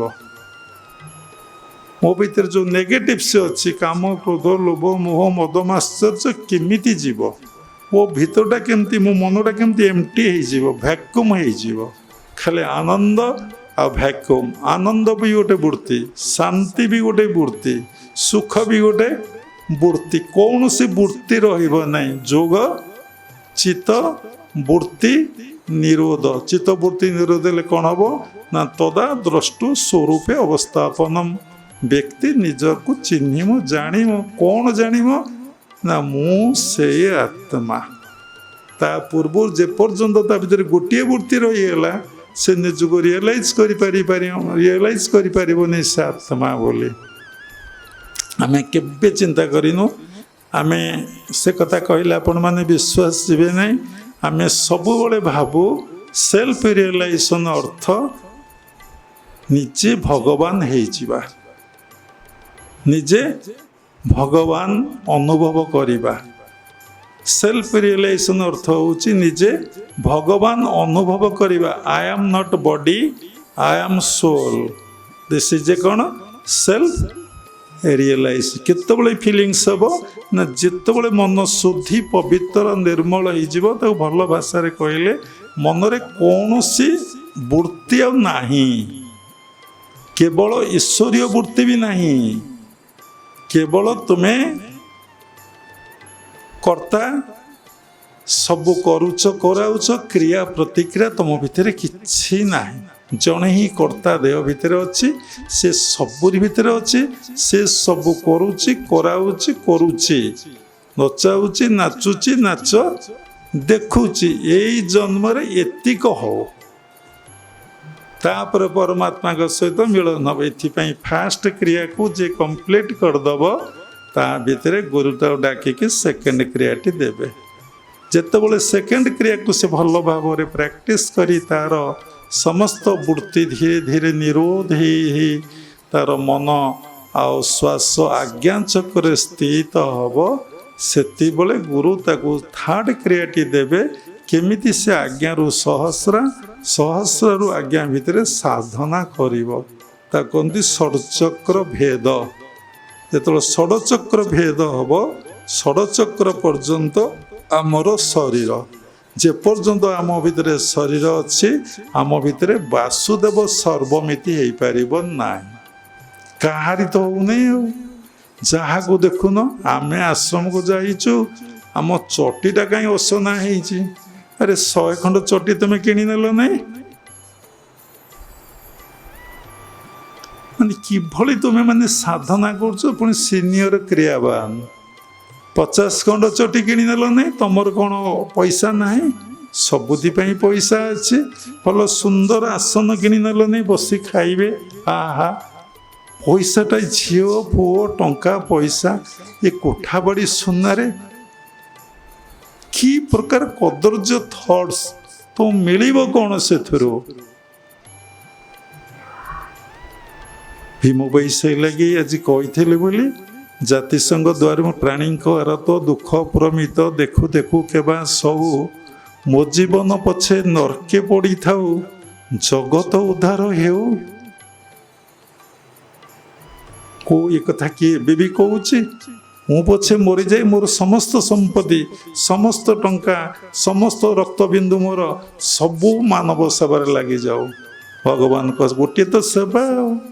ତାକୁ ଯେ ଏକୁ ଜାଣିଛି ସେଇ ଭଗବାନ, ସେଇ ମାନବ, ଯାହାକୁ ଇଂଲିଶରେ ଗାନ୍ଧୀଜୀ କହିଲେ service to mankind, service to God. କରିପାରିବ? ଯେତେବେଳେ ତମର ଷଡ଼ଚକ୍ର ଭେଦ ହେବ, ତମେ ମୂଳାଧାରର ବୃତ୍ତି ନାହିଁ, ସ୍ୱାଧିଷ୍ଠାନର ବୃତ୍ତି ନାହିଁ, ମଣିପୁରର ବୃତ୍ତି ନାହିଁ, ଅନାହତର ବୃତ୍ତି ନାହିଁ, ବିଶୁଦ୍ଧର ବୃତ୍ତି ନାହିଁ, ଆଜ୍ଞା ଚକ୍ରର ବୃତ୍ତି ନାହିଁ। ସାଧୁମାନେ ବି ମାୟାରେ ପଡ଼ନ୍ତି। ଆଶ୍ରମ ଗଢ଼ିବା, ବହି ଲେଖିବା, ପ୍ରବଚନ ଦେବା, ଗୀତ ବୋଲିବା, ସଭା ସମିତି କରିବା, ଏଇସବୁ ହେଉଛି ସାଧୁଙ୍କୁ ଭଗବାନ ମଧ୍ୟ ମାୟାରେ ପକାଇ ଦେଇଥାନ୍ତି। ମାୟାରେ କରି ଅଙ୍ଗ ସଙ୍ଗ, ତପ କରନ୍ତି ତାର ଭଙ୍ଗ। ଆପଣ ଯେତେ ସାଧନାରେ ଆଗକୁ ଯିବେ ସେତେ ପ୍ରତିକୂଳ ଶକ୍ତି, ଯେଉଁ ନେଗେଟିଭ ଏନର୍ଜି ଆପଣଙ୍କୁ ଗୋଡ଼େଇବ, ଆଟାକ୍ କରିବ, ସେ କେବେ ଛାଡ଼ିବ ନାହିଁ। ଗୋଟେ ଛୋଟିଆ କଥାରେ କହିଲେ ହେବ, ଗୋଟେ ଗଛଟା ଯେତେ ବଡ଼ ହେବ ପବନ ତାକୁ ସେତେ ଜୋରରେ ଧରିବ। ଆରେ ଦୁବ ଘାସର ଯଦି 1000 କିଲୋମିଟର ବେଗରେ ପ୍ରବାହିତ ହୁଏ, ଦୁବ ଘାସର କାହିଁ କ'ଣ ହେଇଯିବ? ଲୋକ କହନ୍ତି ଆଜ୍ଞା ମୋତେ ତ କେହି କ୍ରିଟିସାଇଜ୍ କମେଣ୍ଟ କରୁନାହାନ୍ତି, ମୋତେ ତ କେହି ମୋ ବିରୁଦ୍ଧରେ କିଛି ପଦେ କହୁନାହାନ୍ତି। ରେ ବା ତୋତେ କେହି ତ ଚିହ୍ନି ନାହାନ୍ତି, ଜାଣିନାହାନ୍ତି। ତୁ ସଂସାରରେ ତୋ କାହାରି ଉପକାର ଅପକାରରେ ଆସିନୁ, ତୁ ଅପକାର ହେଇଛୁ, ଉପକାରରେ ଆସିନୁ। କି କାହାର ଅପକାର ବି ନ ଆସି ତୁ ଖଟୁଛୁ, ଖାଉଛୁ, ଶୋଉଛୁ, ମରିବୁ। ତେତେ କାହିଁକି କ'ଣ କହିବ? ତେତେ କାହିଁକି କିଏ କହିବ? ତୋ ବିଷୟ କାହିଁକି ଆଲୋଚନା କରିବ? ଯିଏ ସିନା ଯେତେ ଉପରକୁ ଉଠିବ ତା ବିଷୟ ସେତେ ଆଲୋଚନା ହେବ। ଏ କଥା କ'ଣ ସାଧାରଣ ଲୋକଙ୍କର କନସେପ୍ଟ କ୍ଲିଅର ହେଲାଣି? ତେଣୁ ଛାଡ଼ନ୍ତୁ। ଆମର ବାସୁଦେବ ସର୍ବମିତି କରିବାକୁ ହେଲେ ଆମକୁ କ'ଣ କରିବାକୁ ପଡ଼ିବ ନା କଠୋର ସାଧନା କରିବାକୁ ପଡ଼ିବ, କଠୋର ନୀତି ନିୟମ ପାଳନ କରିବାକୁ। ସେଥିପାଇଁ କ'ଣ ଦରକାର ନା ଶ୍ରଦ୍ଧା ଦରକାର ଆଉ ବ୍ୟାକୁଳତା ଦରକାର। ଶ୍ରଦ୍ଧା, ବ୍ୟାକୁଳତା, ଆଉ କ'ଣ ବିଶ୍ୱାସ, ଭକ୍ତି ଆଉ ପ୍ରେମ ଦରକାର। ଶ୍ରଦ୍ଧା ଦରକାର, ବ୍ୟାକୁଳତା ଦରକାର, ବିଶ୍ୱାସ ଦରକାର। ଗୁରୁ କହିଲେ ନିଶ୍ଚିନ୍ତ ହେବ। ସେଥିଲାଗି ଭାଗବତରେ କୁହାହେଲା, ମୂଳଟି ଅଟଇ ବିଶ୍ୱାସ, କହଇ ଜଗନ୍ନାଥ ଦାସ। ବିଶ୍ୱାସ ବିନା କର୍ମ ଯେତେ, ଫଳ ନ ଫଳେ କଦାଚିତ। ସନ୍ଦେହ ସଂଶୟ ନଥିବ। କେମିତିଆ ସନ୍ଦେହ ସଂଶୟ? ନା ତମେ ତମ ମାଆକୁ କେତେବେଳେ ପଚାରିଛ, ମା ମୁଁ କ'ଣ ସତରେ ମୋ ବାପାର ପୁଅ? ମୁଁ କେହି ସନ୍ଦେହ କରିଛ? କେହି ସନ୍ଦେହ କରିଛ? ସତରେ ମା କହିଲୁ ମୁଁ କାହା ପୁଅ? କେହି ପଚାରିଛ? କେହି କେବେ ପଚାରନ୍ତି ନାହିଁ। କାହିଁକି? ସନ୍ଦେହ ନାହିଁ। ଏଭଳି ସନ୍ଦେହ ମାନେ ଟିକେ ସାମାନ୍ୟ ଟିକେ ତମର ସନ୍ଦେହ ନଥିବ, ଗୁରୁଙ୍କ କଥାରେ କମ୍ପ୍ଲିଟଲି ବିଶ୍ୱାସ ଦେବ। ବିଶ୍ୱାସ ବିନା କର୍ମ ଯେତେ। ଆମେ ସେ କଥା ବୁଝିପାରୁନେ। ଫଳ ନ ଫଳେ କଦାଚିତ। ତମେ କରିବ, ବିଶ୍ୱାସ ନାହିଁ, କିନ୍ତୁ ଫଳ ତମକୁ କେତେବେଳେ ଫଳିବନି। ଆରି ଉପରେ କହିଲେ ଘଣ୍ଟା ଘଣ୍ଟା। ପୁଅମାନେ ବିଶ୍ୱାସ କରି କିଭଳି ଅବସ୍ଥା ତାଙ୍କୁ ପ୍ରାପ୍ତି ହେଇଛି, କେମିତି ସେ ଦୁଃଖ ଯନ୍ତ୍ରଣା କଷ୍ଟ ବିପଦରୁ ରକ୍ଷା ପାଇଛନ୍ତି। ଏ ଆଗକାଳରେ କ'ଣ ହେଉଥିଲା? ଗୁରୁମାନେ ଶିଷ୍ୟମାନଙ୍କୁ ପରୀକ୍ଷା କରୁଥିଲେ। ଶିଷ୍ୟମାନଙ୍କୁ 1000 ପ୍ରକାର ପରୀକ୍ଷାର ସମ୍ମୁଖୀନ କରେଇକି ତାପରେ ଦୀକ୍ଷା ଦେଉଥିଲେ। ଏବେ ତ ମଠ ବାଡ଼ି ଆଶ୍ରମ ମିଶନ ଗଢ଼ିବା ଉଦ୍ଦେଶ୍ୟରେ ଦୀକ୍ଷା କାର୍ଯ୍ୟକ୍ରମ ଚାଲିଛି। ଲୋକଙ୍କ ଭିତରେ କେମିତି ସେ ଏକତ୍ୱ ଭାବ ଆସିବ, ନିଜ ଭିତରେ ଆତ୍ମାକୁ ଉପଲବ୍ଧି କରିବେ, ସବୁରି ଭିତରେ ଆତ୍ମାକୁ ଉପଲବ୍ଧି କରିବେ। ଆମେ ସମସ୍ତେ ଏକ, ଆମେ ସମସ୍ତେ ସେଇ ପରମ ପିତା ପରମ ବ୍ରହ୍ମଙ୍କର ସନ୍ତାନ। ଆମେ ଗୋଟିଏ ଜାତି, ମାନବ ଜାତି, ଗୋଟିଏ ଧର୍ମ। ଆମେ ଈଶ୍ୱରଙ୍କୁ ଭଲ ପାଇବା, ଗୋଟିଏ ଭାଷା ଭଲ ପାଇବା। ଏଇ କନସିୟସନେସ୍, ଏଇ ଥଟ୍ସ ଆମ ଭିତରେ ଆଗ ବଳବତ୍ତର ହେଲାଣି। ଆମେ ଭାବୁଛେ ଦୀକ୍ଷା ନେଇଛେ, ଦେହ ସୁସ୍ଥ ରହିବ, ଆଉ କ'ଣ ହେବ ନା ମୋର କୋଠା ବାଡ଼ି ବଢ଼ିବ, ଟଙ୍କା ପଇସା ବଢ଼ିବ, ମୁଁ ଦୁର୍ନୀତି କଲେ କେମିତି ଧରା ନ ପଡ଼ିବି, ଆଉ ମୁଁ କେମିତି ଟିକେ ସୁଖରେ ରହିବି, ଶାନ୍ତିରେ ରହିବି। ଆଉ ହାରି କି ଦୁନିଆରେ ସୁଖରେ ଶାନ୍ତିରେ ରହିପାରିବ? ଆପଣ ଦେଖୁନାହାନ୍ତି, ସବୁବେଳେ ବର୍ଷା ଦିନ ଆଇଲା, ଝଡ଼ ବର୍ଷା ହେବ ନା ହେବ ନାହିଁ? ତାପରେ ଶୀତ ଦିନ ଆସିବ, ଶୀତ ହେବ ନା ହେବ ନାହିଁ? ତାର ଗ୍ରୀଷ୍ମ ଋତୁ ଆସିବ, ଖରା କ'ଣ ସେ ହୁଏ, କାଳବୈଶାଖୀ ଆସିବ ନା ଆସିବ ନାହିଁ? ଏ ତମ ଭିତରେ ଦେଖୁନ କ'ଣ ଘଟଣା ପ୍ରତ୍ୟେକ ଦିନ ଘଟୁଛି। ଯେତେବେଳେ ପ୍ରାପ୍ତି ହେଇଯାଉଛି ମନ ଯାହା ଚାହୁଁଛି ଆନନ୍ଦ, ଏବେ ପ୍ରାପ୍ତି ହେଲାନି ସାଥି ସାଥି ଦୁଃଖ। ସେ ପ୍ରାପ୍ତି ହେଲା ପରେ ଯଦି ଯଦି ଜଣେ ଟିକେ ଗାଳି ଦଉଛି ସେ କିଛି ଷ୍ଟେପ ନବ ନାହିଁ, ଖାଲି ମିଛୁଟାରେ ଦିପଦ କହିଦବ ଗଲା। ତୁମେ ସେଇ କଥାକୁ ଅବଜର୍ଭ କରି ମୁଣ୍ଡରେ ଧାରଣ କରି କୁଆଡ଼େ କୁଆଡ଼େ କ'ଣ ଯେ କରିଦେବ ତାର କିଛି ଠିକ୍ ଆଉ ଠିକଣା ନାହିଁ। ତ ମଣିଷ ଏତେ ଦୁଇଟା ଦୁଃଖ ମନେ ରଖିବେ। ଗୋଟିଏ ଦୁଃଖ ହେଉଛି ମୁଁ ଭଗବାନଙ୍କୁ ପାଇବା ପାଇଁ ସାଧନା କରିପାରୁନାହିଁ, ଆଉ ଗୋଟେ ଦୁଃଖ ହେଉଛି ମୁଁ ତାଙ୍କୁ ଏ ଜନ୍ମରେ ଦର୍ଶନ ଉପଲବ୍ଧି କ'ଣ କରିପାରିବି ନାହିଁ। ସବୁ କାମ କଲି ଏ କାମଟା ମୁଁ କରିପାରିବି ନାହିଁ, ଯେଉଁ କାମ ପାଇଁ ମୁଁ ଏ ଧରାପୃଷ୍ଠକୁ ଆସିଥିଲି ଏବଂ ପ୍ରତିଜ୍ଞା କରି ଆସିଥିଲି, ସତ୍ୟ କରିକି ମୁଁ ଆସିଥିଲି, ଯଦି ମର୍ତ୍ତ୍ୟ ମଣ୍ଡଳେ ହୋଇବି ଜନ୍ମ ତୋ ନାମ ଗାଉଥିବି ସୁମରି। ବଡ଼ ମାୟାବୀ ମାନେ ବଡ଼ ମାୟାବୀ ଜୀବ ଏ ନୁହେଁ କାହାରି, ଇଏ ପୁଣି କେହି କାହାର ନୁହନ୍ତି, ସମସ୍ତେ ମୋର ମୋର ବୋଲି କହିଲଣି। ତେଣୁ ମିଛ ମାୟା ସଂସାର କେହି ନୁହେଁ କାହାର। ସେଥିଲାଗି ଆମ ଜୀବନ କାଳ ଭିତରେ ଯେତିକି ବର୍ଷ ବଞ୍ଚିଛୁ, ବୟସ ତ ମୋତେ ଜଣା ନାହିଁ, ଆଉ ଅନୁଭବ ହୁଏନି ବୟସ କ'ଣ, କିନ୍ତୁ କେହି ଜଣେ ଆପଣାର ବୋଲି ଲାଗିଲେ ନାହିଁ। ସତରେ ଆପଣାର ଜଣେ ଭଗବାନ ବିନା କୋଇ ଅପନା ନାହିଁ, ସେ ଈଶ୍ୱର ହିଁ ନିଜର। ତୁମେ ହିଁ ତାଙ୍କର, ସେ ହିଁ ତୁମର। ଏଇ କଥା ତମ ଭିତରେ ବଳବତ୍ତର ହେଲାଣି। ସବୁରି ଭିତରେ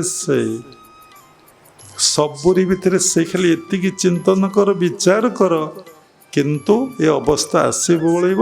ଗୋଟେ ଏକ୍ଜାମ୍ପଲ ବାବା ଦେଲେ, ଶୁଆ ପକ୍ଷୀ ସାଧନା କଲେ ତମର ଏ ଅବସ୍ଥା ସ୍ଥିତି ଦୃଢ଼ ହବ। ଏଥିପାଇଁ ଆମକୁ ସେକେଣ୍ଡ କ୍ରିୟା ନେବାକୁ ପଡ଼ିବ, ଯାହାର ଇଚ୍ଛା ଶୁଭେଚ୍ଛା ପରେ ତାପରେ ଥାର୍ଡ କ୍ରିୟାକୁ ନେବାକୁ ପଡ଼ିବ। ଥାର୍ଡ କ୍ରିୟାରେ ମଧ୍ୟ ଉପଲବ୍ଧି ହବ ନାହିଁ ପୂର୍ଣ୍ଣ ମାତ୍ରାରେ। ତାପରେ ଫୋର୍ଥ କ୍ରିୟା ନେବାକୁ ପଡ଼ିବ, ଫୋର୍ଥ କ୍ରିୟାରେ ବାସୁଦେବ ସର୍ବମିତି ହବ ନାହିଁ। ଫିଫ୍ଥ କ୍ରିୟାକୁ ନେବ, ଫିଫ୍ଥ କ୍ରିୟାରେ ବି ବାସୁଦେବ ସର୍ବମିତି ହବନି। ଯେ ପ୍ରପରଲି ପ୍ରାକ୍ଟିସ୍ କରୁଥାଅ। ସିକ୍ସଥ କ୍ରିୟାରେ ପ୍ରେମର କ୍ରିୟା, ହାତ ଟେକା ହେଇଥିବ, ସମ୍ପୂର୍ଣ୍ଣ ସରେଣ୍ଡର, ଫୁଲ୍ ସରେଣ୍ଡର। ସେ କୃପା କରିବେ। ଯେତେବେଳେ ତାଙ୍କ ସହିତ ତୁମେ ପୁରା ଏକକାର ମିଳନ ହେଇଯିବ, ସେତେବେଳେ ତୁମ ଭିତରେ ବାସୁଦେବ ସର୍ବମିତି ହେଲେ ସହ ମହାତ୍ମା, ସେଇ ହେଉଛି ମହାତ୍ମା। ସୁଦୁର୍ଲଭ ଭଗବାନ କହୁଛନ୍ତି ଦ୍ୱାପର ଯୁଗର ଶେଷରେ, କଳି ଯୁଗର କଥା, ସୁଦୁର୍ଲଭ। ଏମିତି ମାନବ ଦେହ ଧାରଣ କରୁଥିବା ଏଭଳି ମାନବ, ସେ ତ ମାନବ ନୁହେଁ ଭଗବାନ। ସେମାନେ ହେଉଛନ୍ତି ସୁଦୁର୍ଲଭ, ହାତ ଆଙ୍ଗୁଠିରେ ଗଣି ହେଇଯିବେ। ବହୁନାଂ ଜନ୍ମ ନାମନ୍ତେ ଶୁଳ୍କ ରହିଲା ଜ୍ଞାନ ମାନ ମାଂ ପ୍ରପଦନ୍ତେ। ସେ ଜ୍ଞାନ ଲାଭ କରିବ କାହା ବିଷୟରେ ନା, ମୋ ବିଷୟରେ। ମୋ ବିଷୟରେ ଜ୍ଞାନ ଲାଭ କଲେ ପ୍ରପଦନ୍ତେ ଅର୍ଥ ମୋର ଶରଣାପନ୍ନ ହବ, ସେ ଆଉ କାହାର ଶରଣାପନ୍ନ ହବ ନାହିଁ। ଦେଖିଲେ ଭଗବାନଙ୍କର କେତେ ଜଣ ଶରଣାପନ୍ନ ହେଇଛ? ନିଜକୁ ସମୀକ୍ଷା କରି ଦେଖ, ମୁଁ ଭଗବାନଙ୍କର ଶରଣାପନ୍ନ ଅର୍ଥ ସମ୍ପୂର୍ଣ୍ଣ ଭାବରେ ମୁଁ ତାଙ୍କୁ ଭଲ ପାଇ ବସିଛି। ସେ ମୋତେ ଯାହା କହିଛନ୍ତି ମୁଁ ତା ମାନିଛି। ସେ ମୋତେ ଯାହା କହିଛନ୍ତି ମୁଁ ନିଜକୁ କମ୍ପ୍ଲିଟଲି ମୋର ସମସ୍ତ ତାଙ୍କୁ ଦେଇଦେଇଛି। ମୋର ବୋଲି ଆଉ କିଛି ନାହିଁ। ବେତେ ଯେ କରଇ ଆସ, ମୁଁ ତାର କରେ ସର୍ବନାଶ। ସର୍ବନାଶ ପରେ ଯେ କରେ ଆସ, ମୁଁ ତାର ଦାସାନୁ ଦାସ। ଗୋଟିଏ ନାଶରେ ଭଗବାନଙ୍କୁ ଛାଡ଼ି କ୍ରିୟା ଛାଡ଼ିକି ତମେ ଦୌଡ଼ିବ ନା? ସାମାନ୍ୟ ଟିକେ ବିପଦ ପଡ଼ିଲେ ନା ଆମେ ଆଗକୁ ପ୍ରାକ୍ଟିସ୍ କରିବୁ ନାହିଁ। ଏଇଟା ଅଭ୍ୟାସ କରିବାରୁ ଆମକୁ ଏ ବିପଦଟା ପଡ଼ିଛି।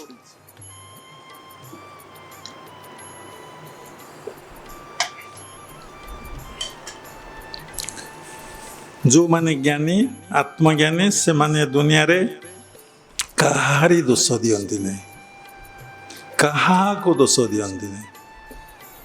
ସେମାନେ ସବୁବେଳେ ଦେଖନ୍ତି ଏ ସବୁ କିଛି ମୋ କର୍ମର ଫଳ।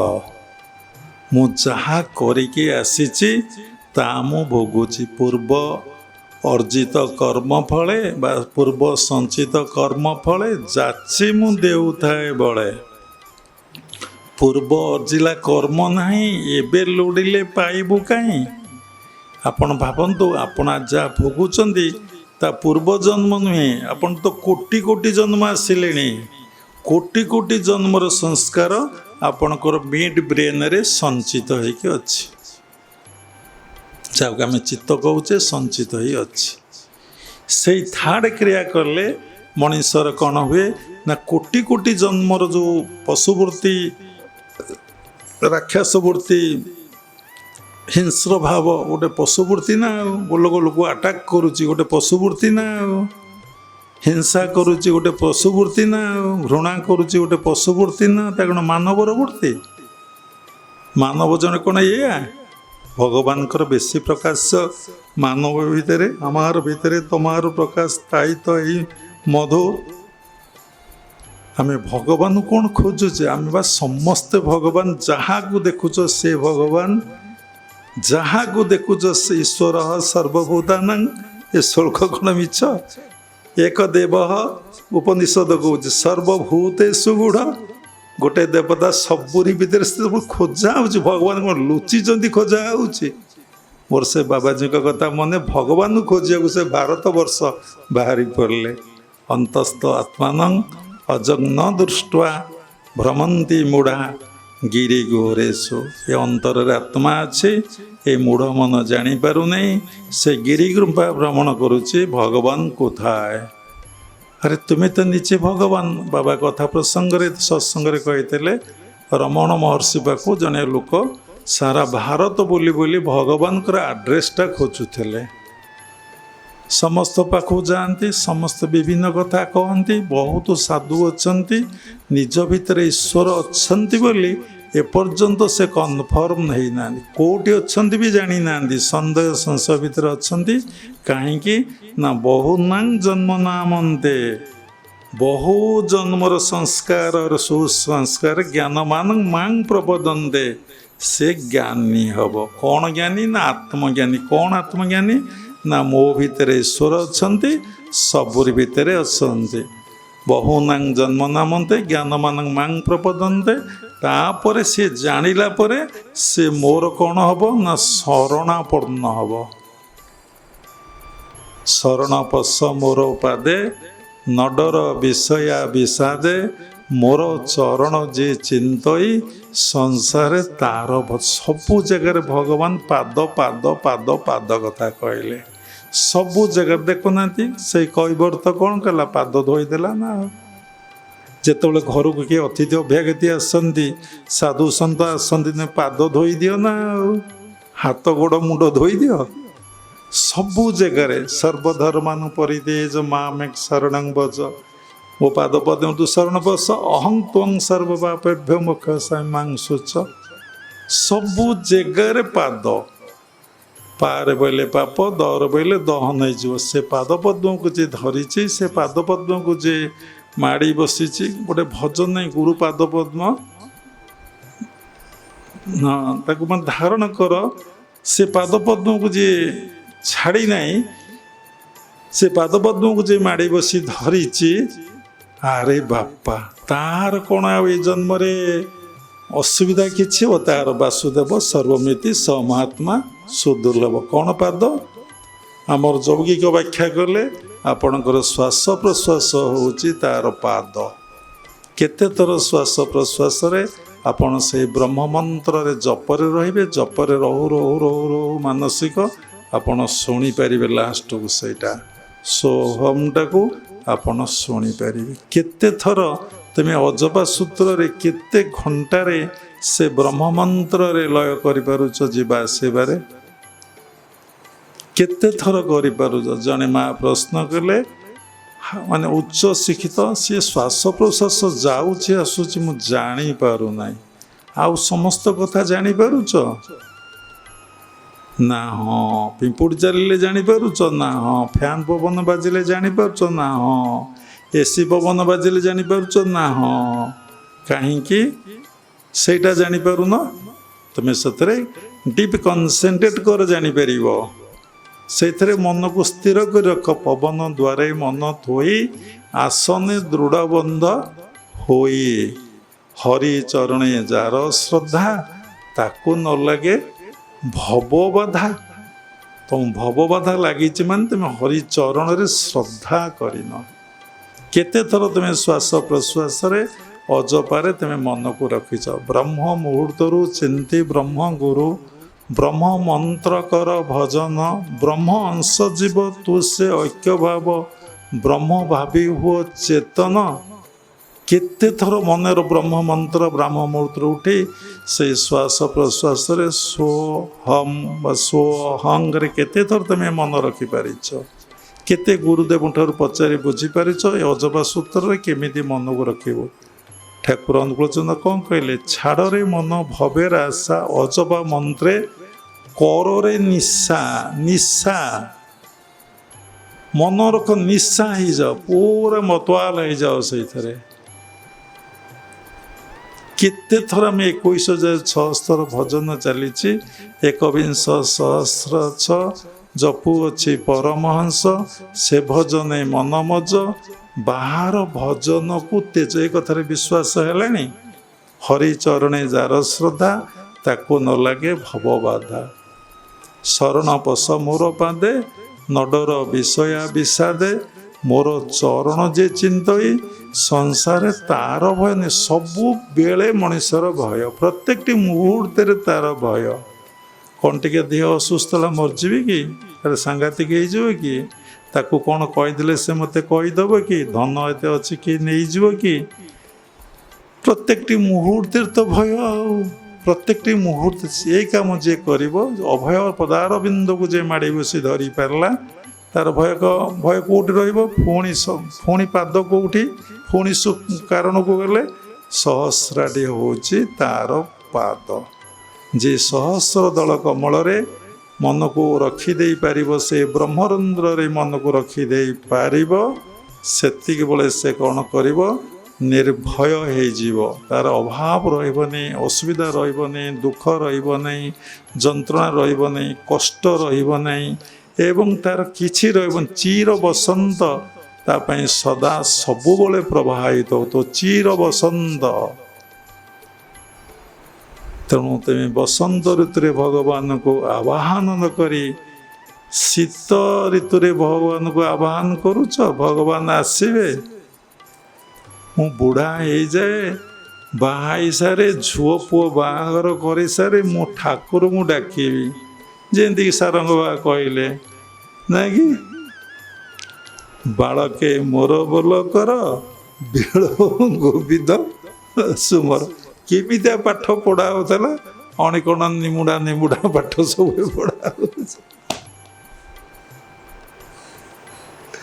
କୁଆଡ଼େ ସବୁ ଗତି, କୁଆଡ଼େ ସବୁ ଗଲା।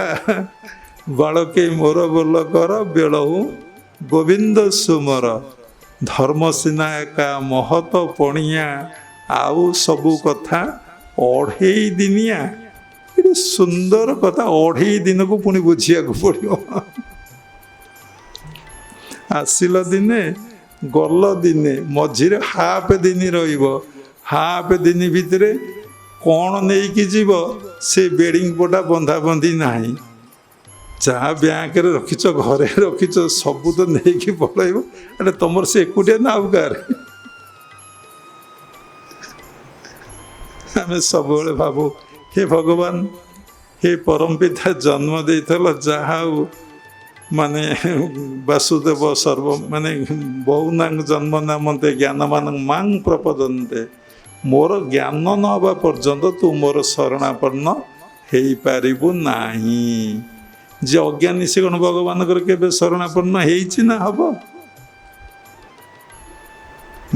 ବହୁନାଙ୍ଗ ଜନ୍ମ ନାମନ୍ତେ ଜ୍ଞାନମାନ ମାଂ ପ୍ରପଦନ୍ତେ ବାସୁଦେବ ସର୍ବମିତି। ମାନେ ବାସୁଦେବଙ୍କୁ ବାସନା ନ ଯିବା ପର୍ଯ୍ୟନ୍ତ ବାସୁଦେବକୁ ଜାଣିପାରିବ ନାହିଁ। ଆରେ ବାସନା କେଉଁଠି ଅଛି? ନା କାରଣ ଶରୀରରେ। କେମିତି ଅଛି? ନା ଫିକ୍ସ ହେଇ ଅଛି। ନିଶ୍ଚୟାତ୍ମକ ବୃତ୍ତି ତାକୁ କହନ୍ତି। ସେଥିରୁ ଗୋଟିଏ ଗୋଟିଏ ଯେତେବେଳେ ଆସୁଛି ସ୍ଥୂଳ ସୂକ୍ଷ୍ମ ଶରୀରକୁ, ସେଇଟା ଧୀରେ ଧୀରେ କାମନାରେ ପରିଣତ ହେଉଛି। କେତେ ଯେ ବାସନା ଅଛି, ତାର ଠିକ୍ ବାସନା କେମିତି ଯିବ?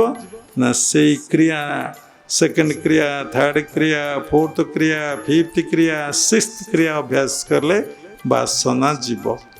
ये तो सब कथा आमको बासुची। काली फ्रिज किणा ना ना, काली गाड़ी किणा हम ना ना ना, काली जगह किणा हम ना ना, और तो मन पुणी हम काली झील सुना जिस किणा हम, काली झू अमेरिका पाठ पढ़िया जीव। बापा ये तो बासना सब तो किसी जाऊनी।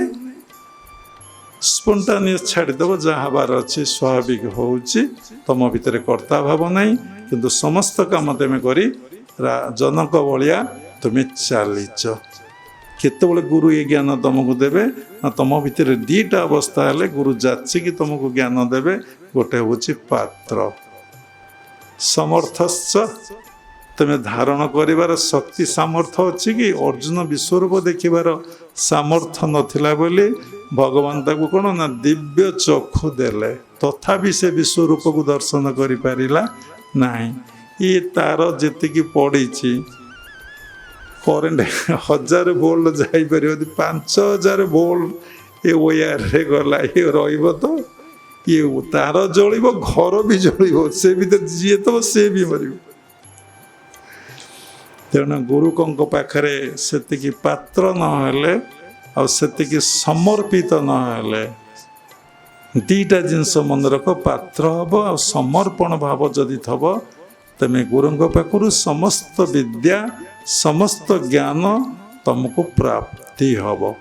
तेणु तुमर प्रारब्ध बहुत भोग माने कटिजीव। जेतिकी प्रारब्ध तुमर रही से तुम भितर भोग हम। जेहेतु तुम भितर कर्ता भाव नहीं, तुम्हें आत्मा बोध अवस्था आसी। ये सबु किछि होउछि देहरे, ये सबु किछि हो नहीं मो मनरे। तुम्हें तो मन ही ना आत्मा हो जाइछ। तुम भितर मनरे जेतबेले 100% माइंड क्लीन फाइन हो, तुम्हें फील करिवो मो से आत्मा, मो से परमात्मा परम ब्रह्मकर आलोकरे मु आलोकित। तांको कृपारे ये समस्त कार्य चलीची। ये रियलाइजेशन हम से फील कर I am soul, I am not body, I am not human being, I am divine being. जम्मा हम ना चिंतन कर, विचार शुण, तापरे विचार कर, तापरे चिंतन कर, तापरे साधना कर, तापरे षडचक्र भेद हेले जाए हम। जी कहते सी तार है नहीं केबे कार से मिछ कहते। तेणु केमिति षडचक्र भेद हम से कथा क्रिया जोग परंपरा ही रही। अलग विश्वर को संप्रदाय अच्छी न अच्छी मत जना ना। बिना टेक्निक रे मध्य षडचक्र भेद ही पारे एवं गुरु भगवान आशीर्वाद आम कहीपरू नहीं जे क्रिया जोग व्यतीत अलग आकार हम ना। निश्चिंत हो रामकृष्ण परमहंसंकर हो, रमण महर्षिंकर हो, अनेकर स्वामी शिवानंदकर हो, श्री अरविंदर हो, किंतु यार टेक्निक अच्छी। ये टेक्निक को जे जम नियम सहित गुरु पालन कर निश्चिंत भारत अवस्था हम। किंतु गोटे बड़ कथा मन रख, जो टेक्निक तमें गुरु ठारू तुमको प्राप्ति है से टेक्निक को तुम्हें जिते अभ्यास कर, जदि गुरु प्रति श्रद्धा नहीं, विश्वास नहीं, भक्ति नहीं, से टेक्निक तुम भितर क्रियाशील हम ना। एटा भेरी इम्पोर्टाट। एथिपाई सुंदर कथाटे थरे व्यासदेव ए भारत वर्ष को बहुत बार परिक्रमा करुले। कारण गोटे लोक सबु ज्ञानर अधिकारी न, बहुत लोक ज्ञान शिक्षा को साधना शिक्षा को पड़े। से एक भारत वर्ष को परिक्रमा भितर से कौन कले देखिले, गोटे छोट शिशु गच्छरू फल तोलिकी खाऊची, पिला मानकु दउची। केमिति फल तोलु छोट शिशु ना, गछटा तले आसी लागिची। जेतବେଳେ देखले तले लगी व्यासदेव गछटा पूरा एमती नहीं आसी तले लगी। से कथा उपस्थापना कले गुरु पूर्णिमा रे, ताको अश्लील भाषा विभिन्न प्रकार आलोचना कले डिसाइपल माने। सोटू ବ୍ୟାସଦେବ ତାଙ୍କୁ ପଚାରିଲେ। କିଛି ସମୟ ପରେ ସେ ବ୍ୟାସଦେବ ବସି ଦେଖିଲେ ଗଛଟି ପୁଣି ଉପରକୁ ପଳେଇଲା। ପଚାରିଲେ ବାପା ଏଇ କଥାଟା କେମିତି ସମ୍ଭବପର? ନା ମୋ ବାପା ଏ କଥା ଶିଖିଛନ୍ତି। ଏ ଗୋଟେ ମନ୍ତ୍ର ଅଛି, ସେ ମନ୍ତ୍ରକୁ ଜପ କଲେ, ବୃକ୍ଷକୁ ନିମନ୍ତ୍ରଣ କଲେ ବୃକ୍ଷ ତଳକୁ ପଳେଇ ଆସେ। ନା ମୋତେ ସେ ମନ୍ତ୍ରଟି କହିବ? ସେ ବ୍ୟାସଦେବଙ୍କୁ ସେ ମନ୍ତ୍ରଟି କହିଲେ। ସେ ଜାତିରେ ଶିଆଳ ଥିଲେ ଏବଂ ତାପରେ ବ୍ୟାସଦେବ ପଳେଇଗଲେ, ତାଙ୍କୁ ପ୍ରଣାମ କରିକି ପଳେଇଲେ, ଗୁରୁ ଦକ୍ଷିଣା ଦେଇକି ପ୍ରଣାମ କରିକି ଚାଲିଗଲେ। ତାପରେ ପିତା ତାଙ୍କର ଯାଇଥିଲେ ଜଙ୍ଗଲକୁ, ଆସିଥିଲେ, ସେ ପିତାଙ୍କୁ ଏ କଥା କହିଲେ, ଏମିତି ଜଣେ ମୋ ଋଷି ଆସିଥିଲେ ଆଉ ତାଙ୍କ ନାଁ ବ୍ୟାସଦେବ, ଆଉ ତାଙ୍କୁ ଏଇ ମନ୍ତ୍ରଟା ମୁଁ କହିଲି। ସେ କହିଲେ ତୁମେ କହିଲ କିଛି ଅସୁବିଧା ନାହିଁ, ସେ ତ ଭାରତର ସର୍ବଶ୍ରେଷ୍ଠ ଋଷି, ଅଷ୍ଟାଦଶ ପୁରାଣ ରଚନା କରିଛନ୍ତି ଆଉ ଗୀତା ଭାଗବତ ରଚନା କରିଛନ୍ତି। ତମଠାରୁ ଏ ମନ୍ତ୍ର ଶିଖିଲେ ତମକୁ କ'ଣ ସେ ଗୁରୁ ପଦରେ ଅଭିଷକ୍ତ କରିବେ? ଗୁରୁ ପଦରେ କ'ଣ ତମକୁ ବରଣ କରିବେ? ଗୁରୁ ପଦରେ କ'ଣ ତମକୁ ସେ ମାନିବେ ଗୁରୁ ବୋଲି? ନା ନିଶ୍ଚିନ୍ତ ସେ ମୋତେ ପ୍ରଣାମ କରି ଯାଇଛନ୍ତି, ଗୁରୁ ଦକ୍ଷିଣା ଦେଇଛନ୍ତି। ଚାଲନ୍ତୁ ଯିବା। ପିତାଙ୍କ ସହିତ ପିତା ତାଙ୍କ ପୁଅକୁ ନେଇକି ବ୍ୟାସଙ୍କ ଆଶ୍ରମକୁ ଆସିଲେ। ଆସିଲା ବେଳେ ବ୍ୟାସଦେବ ଶିଷ୍ୟମାନଙ୍କ ଗହଣରେ ବସି ଶାସ୍ତ୍ର ଆଲୋଚନା ଚାଲିଛି। ଶାସ୍ତ୍ର ଆଲୋଚନା ଚାଲିଛି ଯେମିତି ବ୍ୟାସଦେବ ଦେଖିଲେ ଦୂରରୁ ସେ ପିଲାଟି ଆସୁଛନ୍ତି, ପ୍ଲସ୍ ତାଙ୍କର ବାପା ବି ଆସୁଛନ୍ତି। ବ୍ୟାସଦେବ ସେ ଉଠିକି ଦୌଡ଼ିଲେ, ଦୌଡ଼ି ଯାଇ ସାଷ୍ଟାଙ୍ଗ ପ୍ରଣାମ ତାଙ୍କ ପିଲାକୁ କଲେ, ଯାହାଙ୍କଠୁ ଦୀକ୍ଷା ଗ୍ରହଣ ମନ୍ତ୍ର ଦୀକ୍ଷା ନେଇଥିଲେ ଏବଂ ତାଙ୍କୁ ଧରିକି ଆଣି ତାଙ୍କ ଆସନରେ ବସାଇଲେ, ତାଙ୍କ ପାଦ ଧୋଇଦେଲେ, ଫୁଲ ଦେଲେ, ମୁଣ୍ଡିଆ ମାରିଲେ, ପୂଜା କଲେ। ଶିଷ୍ୟମାନେ ସବୁ ଦେଖିକି, ଜୈମିନୀ ହେରିକା ଯେଉଁ ଶିଷ୍ୟ ସବୁ ଥିଲେ, ଇଏ କି ଆଶ୍ଚର୍ଯ୍ୟ କଥା, ବ୍ୟାସଙ୍କ ଉପରେ ଆଉ ଜଣେ କିଏ ଅଛନ୍ତି, ସିଏ ପୁଣି ତାଙ୍କର ଛୋଟ ଶିଶୁର ପୂଜା କରୁଛନ୍ତି। ଏ କଥା ପିଲା ଦେଖି ବାପା ଦେଖିକି ଆଶ୍ଚର୍ଯ୍ୟ ହେଇଗଲେ। ତାପରେ ଗୁରୁ ଦକ୍ଷିଣା ଦେଲେ, ତାପରେ ବସିଲେ, କ'ଣ ଆଜ୍ଞା, ମୁଁ ଆଉ କ'ଣ ସେବା କରିପାରେ? ଏତିକି ତାଙ୍କ ପିତା ଦେଖି ସନ୍ତୁଷ୍ଟ ହେଲେ। ସେ ବ୍ୟାସଦେବଙ୍କୁ ବହୁତ ସାଧୁବାଦ ଜଣାଇଲେ, କହିଲେ ତମ ପାଖରେ ନିଶ୍ଚିନ୍ତ ଏ ମନ୍ତ୍ର କ୍ରିୟାଶୀଳ ହେବ। ଏଇ କଥାର ସାର କଥାଟା ସତ କଥା।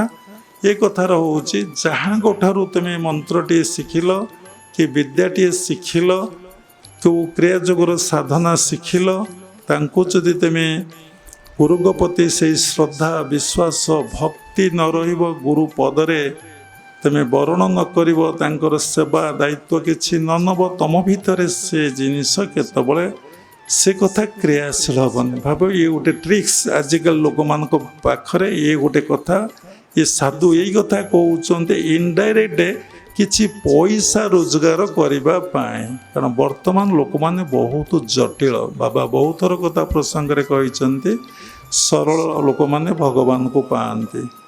ସରଳ ହେବାଟା ବହୁତ କଷ୍ଟ, ସାଧୁ ହେବାଟା ସହଜ। ବର୍ତ୍ତମାନ ସୋସାଇଟିରେ ଯାହାକୁ ଦେଖ, ତୁମେ ଗୋଟେ ସରଳ ଭଲ କଥାଟେ କୁହ, ତାକୁ ସେ ନକାରାତ୍ମକ ନେଗେଟିଭ୍ ଥଟ୍ସ ମାଇଣ୍ଡରେ ଦେଖିଦେବେ। କାହିଁକି ନା ତାକୁ ସେଇଭଳି ଥଟ୍ସରେ ସେ ଅଛି, ବା ସେଇଭଳି ଚଷମାଟେ ସେ ଲଗେଇଛି। ଯେତେବେଳେ ହନୁମାନ ଅଶୋକ ବନ ଗଲେ, ରାଗିକି ପଞ୍ଚମ ହେଇଯାଇଛନ୍ତି, ମା ସୀତାଙ୍କୁ ଅପହରଣ ହରଣ କରାହେଇ ସେଠି ରଖାହେଇଛି, ବନ୍ଦୀ କରାହେଇଛି। ସେ ଯେଉଁ ଫୁଲ ଦେଖୁଛନ୍ତି ସବୁ ଫୁଲ ଗୁଡ଼ା ତାଙ୍କୁ ଲାଲ ଦେଖାଯାଉଛି।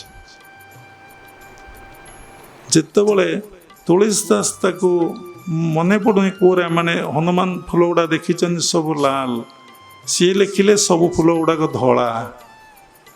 କଥାରେ ଇଏ ଆସିଲା, କେମିତି ଫୁଲ ଗୁଡ଼ା ତ ଧଳା ତୁଳସୀ ଦାସ ଲେଖୁଛନ୍ତି, ସେ ଲେଖିଛନ୍ତି ଲାଲ, କେମିତି କଥା? ନା ହନୁମାନ ସେତେବେଳେ ତାଙ୍କ ଆଖିଟା ରକ୍ତବର୍ଣ୍ଣ ହେଇଥିବାରୁ, କ୍ରୋଧରେ ଜର୍ଜରିତ ହେଇଥିବାରୁ ତାଙ୍କୁ ସବୁ ଫୁଲ ଗୁଡ଼ିକ କ'ଣ କଲା, ଦେଖାଗଲା ଲାଲ। କିନ୍ତୁ ଇଏ ଦିବ୍ୟ ଚକ୍ଷୁରେ ଦେଖିଲେ ଯେ ଆକ୍ଚୁଆଲି ଫୁଲ ଗୁଡ଼ିକ ସବୁ ଅଶୋକ ବନରେ ଥିଲା ଧଳା।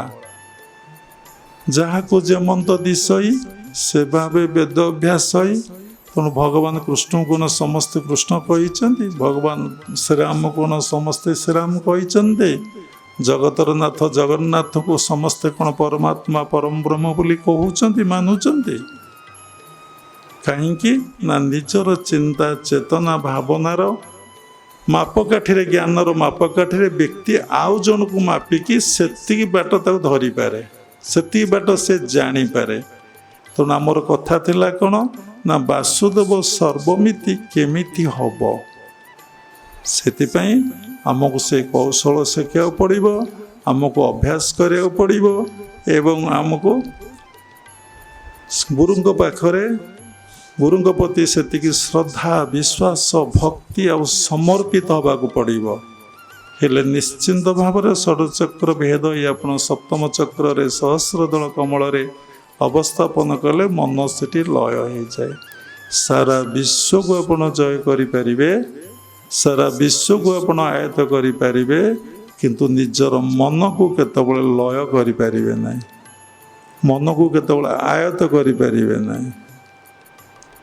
ମନ ଯଦି ସହସ୍ରଦଳ କମଳକୁ ଯିବ, ସେଇଠି ପରମାତ୍ମା ପରମ ବ୍ରହ୍ମଙ୍କ ପାଖରେ ପହଞ୍ଚିଯିବ। ନିଶ୍ଚିନ୍ତ ଭାବରେ ଆପଣ ପରମାତ୍ମା ପରମ ବ୍ରହ୍ମଙ୍କ ସହିତ ଲୟ ହେଇଗଲେ, ମନକୁ ଆପଣ ଜିତିଗଲେ। ଅର୍ଥାତ୍ ମନ ଲୟ ହେଲା, ମନ ନାହିଁ ଆଉ କ'ଣ ଅଛି। ମନ କେଉଁଥିରେ ପରିଣତ ହେଇଗଲା ନା ଅମନରେ ପରିଣତ ହେଇଗଲା, ନିଷ୍କାମ ଅବସ୍ଥା ଆପଣ ଭିତରେ ଆସିଗଲା। ତେଣୁ ସମସ୍ତ ଦାୟିତ୍ୱ ଭଗବାନ ସେବେଠାରୁ ଆପଣଙ୍କର ବହନ କରିବେ। ଭକତ ଜନେ ବସ ମୁହିଁ ତାର ରକ୍ଷଣେ ମୋର ଦେହି, ମୁଁ ଭକ୍ତ ଜନର ଅଧୀନ ମୋତୋ ଭକ୍ତ ନୁହେଁ ଭିନ୍ନ। ମୋର ଭକତ ମୋର ମିତ ସେ କରେ ଜଗତ ପବିତ୍ର। ସେତେବେଳେ ଭକ୍ତ ମୋର ମିତ ହେବ, ମୋରି ଆଲୋକରେ ଏ ଦୁନିଆକୁ ଆଲୋକିତ କରିବ। କ'ଣ ନା ଅନ୍ଧକାର, ଅଜ୍ଞାନ ରୂପ ଅନ୍ଧକାର ଦୂରେଇ ସମସ୍ତଙ୍କ ଭିତରେ କ'ଣ ନା ଦିବ୍ୟ ଚେତନା, ଭଗବତ କନସସନେସ୍, ସ୍ପିରିଚୁଆଲ କନସସନେସ୍, ମୁଁ ମୋର ଭାବକୁ ସେ ଦୂରେଇ ଦେଲେ ଏ ଜଗତ ପବିତ୍ର ହେଇଯିବ। ତେଣୁ ଆପଣ ଏତିକି କଥା ଶୁଣନ୍ତୁ, ଯାହା ଭିତରେ ଶ୍ରଦ୍ଧା ଅଛି ବାସୁଦେବ ସର୍ବମିତି କେମିତି ହେବ, ଯଦି ହେବ ଆପଣ ମହାତ୍ମା ମହାନାତ୍ମା ଏବଂ ସୁଦୁର୍ଲଭ। ଏଥିପାଇଁ କଠୋର ସାଧନା ଶ୍ରଦ୍ଧା ବ୍ୟାକୁଳତା ହେଲେ ସବୁ ସମ୍ଭବପର। You decide your luck, your destiny is in your hand। ମନ ତୋର ନିଜ ଗୁରୁ ଉଦ୍ଧବ ତୁ କେତେ ପଚାରୁ। ପୁଣି ଆସିଲା ଏଇଠି ମୂଳଟି ମନର ମୂଳେ ଜଗତ ସୃଷ୍ଟି ହୁଏ ଆତ୍ମଜାତ। ତେଣୁ ମନରୁ ଏସବୁ ଜିନିଷ ଗଲେ ସମସ୍ତ ରିପୁଗୁଣ ଗଲେ, କାମ କ୍ରୋଧ ଲୋଭ ମୋହ ମଦ ମାଶ୍ଚର୍ଯ୍ୟ, କ'ଣ ମନୁଆ ମାଛକୁ ଭଜନ ବୋଲ। ତେଣୁ ମାଛକୁ ବାଛରେ ମନୁଆ, ତୋଇ ମାଛକୁ ବାଛ ମାଛ। ତେଣୁ ସାଧନା କରନ୍ତୁ, କେବଳ ମନୁଷ୍ୟ କରିପାରିବ, ସମସ୍ତଙ୍କ ପକ୍ଷରେ ସମ୍ଭବପର। ଯାହା ଭିତରେ ନେଗେଟିଭ୍ ଆସିଲା ନା ମୋ ଦ୍ୱାରା ଏ ଜନ୍ମରେ ଆଉ ସମ୍ଭବପର ନୁହଁ, ତା ଭିତରେ ଆଦୌ ହେବନି। ତାର ଆନ୍ସର ମିଳିଗଲା, ତାର ଆନ୍ସର ସେଇଠି ମିଳିଗଲା ନା ଇଏ ସମ୍ଭବପର ନୁହଁ, ତାର ଆନ୍ସର ମିଳିଗଲା। ଯାହା ଭିତରେ ନା ଇଏ ସମ୍ଭବପର ହେଇପାରେ, କିନ୍ତୁ ସେଇଠି ଗୋଟେ ପ୍ରଶ୍ନ କରିବାର ଅଛି, ବାହା ହେଇପାରିବ ନା ଆଜ୍ଞା, ପିଲାଛୁଆ ହେବେ ନା ଆଜ୍ଞା, ଆଉ ଗାଡ଼ି ଘୋଡ଼ା ହେବ ନା ଆଜ୍ଞା, ଦେଶ ବିଦେଶ ଯିବ ନା ଆଜ୍ଞା, ପର ନାଁରେ କେସ୍ କୁସା କରିପାରିବ ନା ଆଜ୍ଞା, ବାଡ଼େଇ ମାରିପାରିବ ନା ଆଜ୍ଞା, ସବୁ ହେଇପାରିବ। ଯେଉଁ ଆନ୍ସର ତମ ଭିତରେ ଅଛି ଏଇଟା ହେଇପାରିବ ନା ଆଜ୍ଞା, ତାଙ୍କ କୃପାରେ ଆପଣଙ୍କ କୃପାରେ ହେଇପାରେ, ନିଶ୍ଚିନ୍ତ ହେବ। ପୁଣି କହିଲେ ସମୟ ପଳେଇବ। ଏଇ ତେନ୍ତୁଲି ଗଛରେ ଯେତିକି ପତର ସେତିକି ବର୍ଷ ପରେ ତମର ଦର୍ଶନ ହେବ, ଆଉ ଜମା 7 ବର୍ଷ ପରେ ଦର୍ଶନ ହେବ ନା ଆହୁରି 7 ବର୍ଷ ମୋତେ ସାଧନା କରିବାକୁ ପଡ଼ିବ। ସଂଶୟ ଆତ୍ମା ଏ ନାଚିଲା ଡେଇଁଲା ଆନନ୍ଦ ହେଲା, ଆଜ୍ଞା ହେବ, ଏ ଗଛରେ ଯେତିକି ପତ୍ର ଥାଉ କ'ଣ ହେଇଗଲା, ସେତିକି ଜନ୍ମ ଯାଉ। ତୁଳସୀ ପତ୍ର କେତେ ଛୋଟ ଛୋଟ, ଗୋଟେ କ'ଣ ତା ଡେମ୍ଫରେ କେତେ ପତ୍ର, ଯେ ଗଛଟା ତୁଳସୀ ଗଛ ଆପଣ ମାନେ ତେନ୍ତୁଲି ଗଛ, କେତେ ପତ୍ର ଗୋଟେ ଗଛରେ। ତେନ୍ତୁଲି ଗଛ ପିଲାଦିନେ ଦେଖିଥିଲେ, ଏବେ ଅଛି କିନ୍ତୁ ଅଛି ମୋତେ ଆଉ ଜଣା ନାହିଁ। ସେଇ ପତ୍ର ସେତିକି ବର୍ଷ ପରେ ତମର ଭଗବତ ଦର୍ଶନ ହବ। ଆନନ୍ଦ ପ୍ରେମରେ ନାଚିଲା। ଭଗବାନ ଭାବଗ୍ରାହୀ ଭକ୍ତ ବତ୍ସଳ କୃପା କରି ଦର୍ଶନ ଦେଇଦେଲେ। ତେଣୁ ଯାହା ଭିତରେ ପଜିଟିଭ୍ ଆସିବ, ପଜିଟିଭ୍ ଅଲୱେଜ୍ ଓଭରକମ୍ସ ନେଗେଟିଭ୍। ଯାହା ଭିତରେ ଆସିବ ନିଶ୍ଚିନ୍ତ ଭାବରେ ବାସୁଦେବ ସର୍ବମିତି ହବ, ସେ ମହାପୁରୁଷ ହବ, ସୁଦୁର୍ଲ ହବ। ଶେଷରେ କ୍ରିୟାଯୋଗ ପରମ୍ପରାର ସମସ୍ତ ଗୁରୁମାନଙ୍କୁ ପ୍ରଣାମ କରୁଛି। ବିଶ୍ୱର ପ୍ରତ୍ୟେକ ସମ୍ପ୍ରଦାୟର ଗୁରୁମାନଙ୍କୁ ପ୍ରଣାମ କରୁଛି।